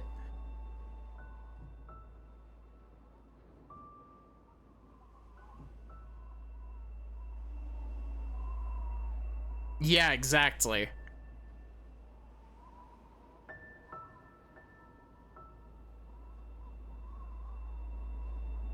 Or it's like,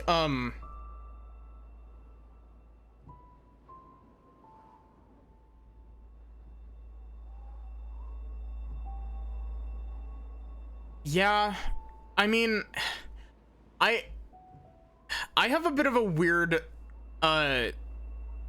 relationship with the whole, like, the main character of the story is a side character in someone else's party and they're an absolute dick. It's just, it's weird in my brain. Like, it's not bad, it's just, it doesn't happen often.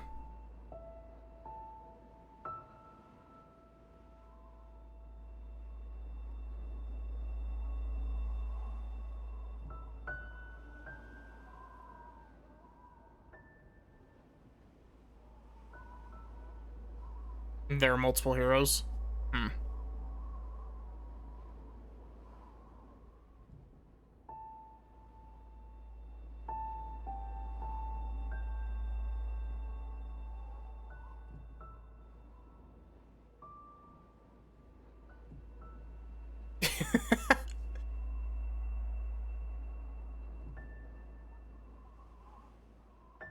But yeah, like,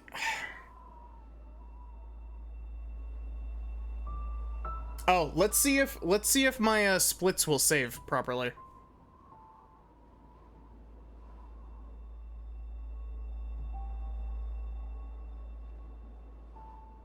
Yeah, they actually saved that time.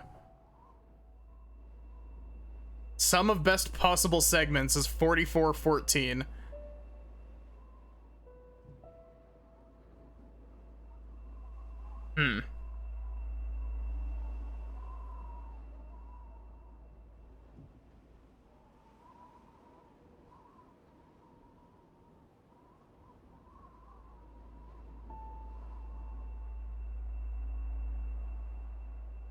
Literary discussion with Maddie. But yeah, like, I don't know, it's a personal favorite, like, it's a personal favorite pastime of mine to take, essentially pull apart stories that people think are bad and pull them apart and rearrange it in such a way that you can, because, like, I don't think that, like, 99% of stories have at least some good aspects to them.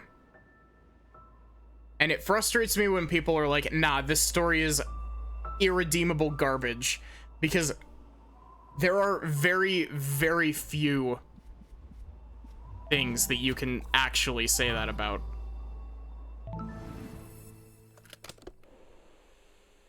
I'm just gonna practice this real quick while we're having a conversation.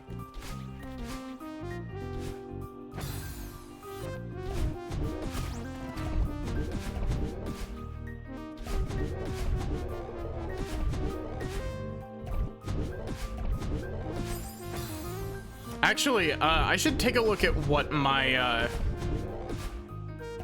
standing with the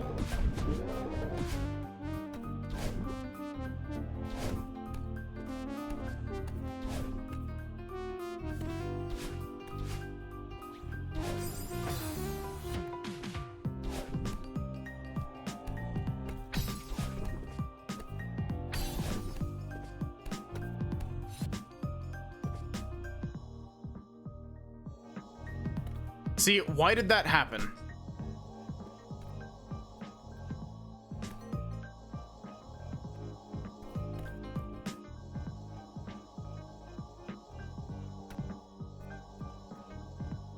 Man, this pause jump button is really finicky.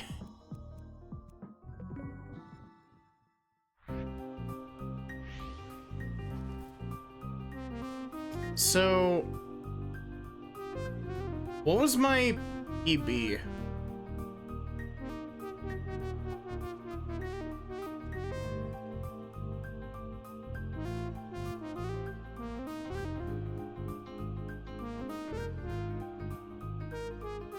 We can sit here and listen to this,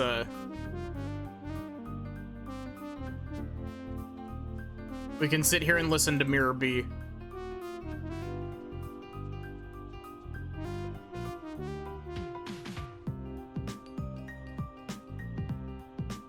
Jeez.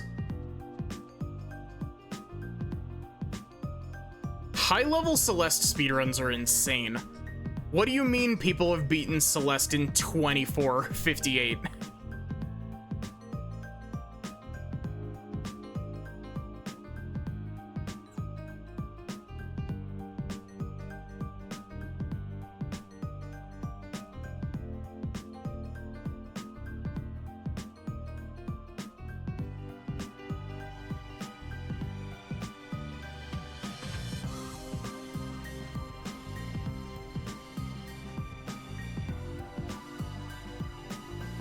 Okay.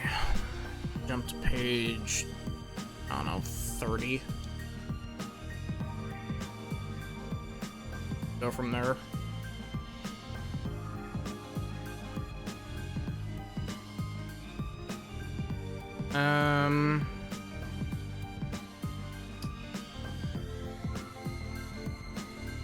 Wow. That extra, like, 50-second time save pushed me forward another 200 spots. Because with that, with roughly, with the 50-50, I'm either in 2,920th or 2,921st.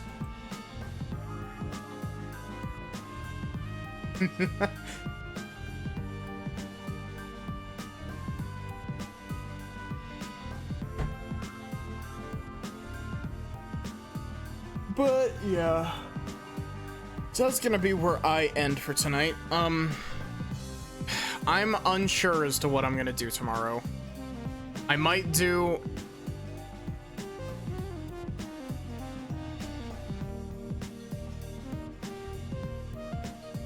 I don't know what I want to stream next, because there's a part of me that's like, I want to stream Kingdom Hearts Dream Drop Distance. But do I want to do that right now, or do I want to save it for later?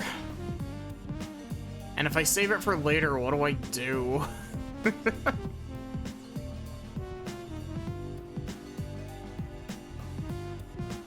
The eternal problem of infinite games, but no games.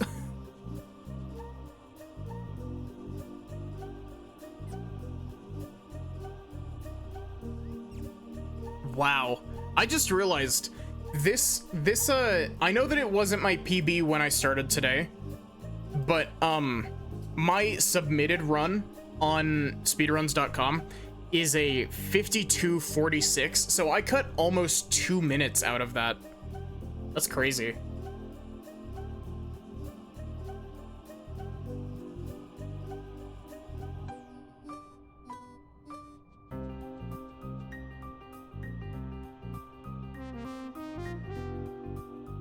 But the other thing is that, like, the other thing, Sachi, is do I want to do Dream Drop Distance, or do I want to do, like, Ace Attorney?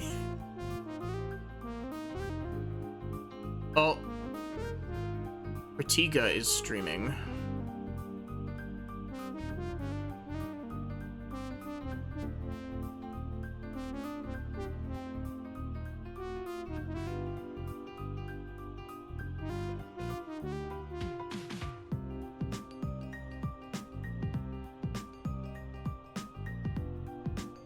What is your what's your answer to streaming Dual Destinies, Sachi?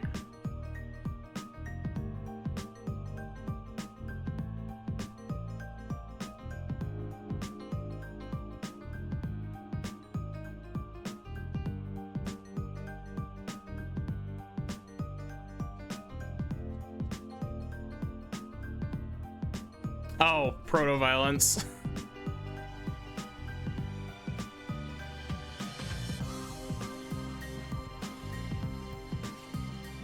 But yeah,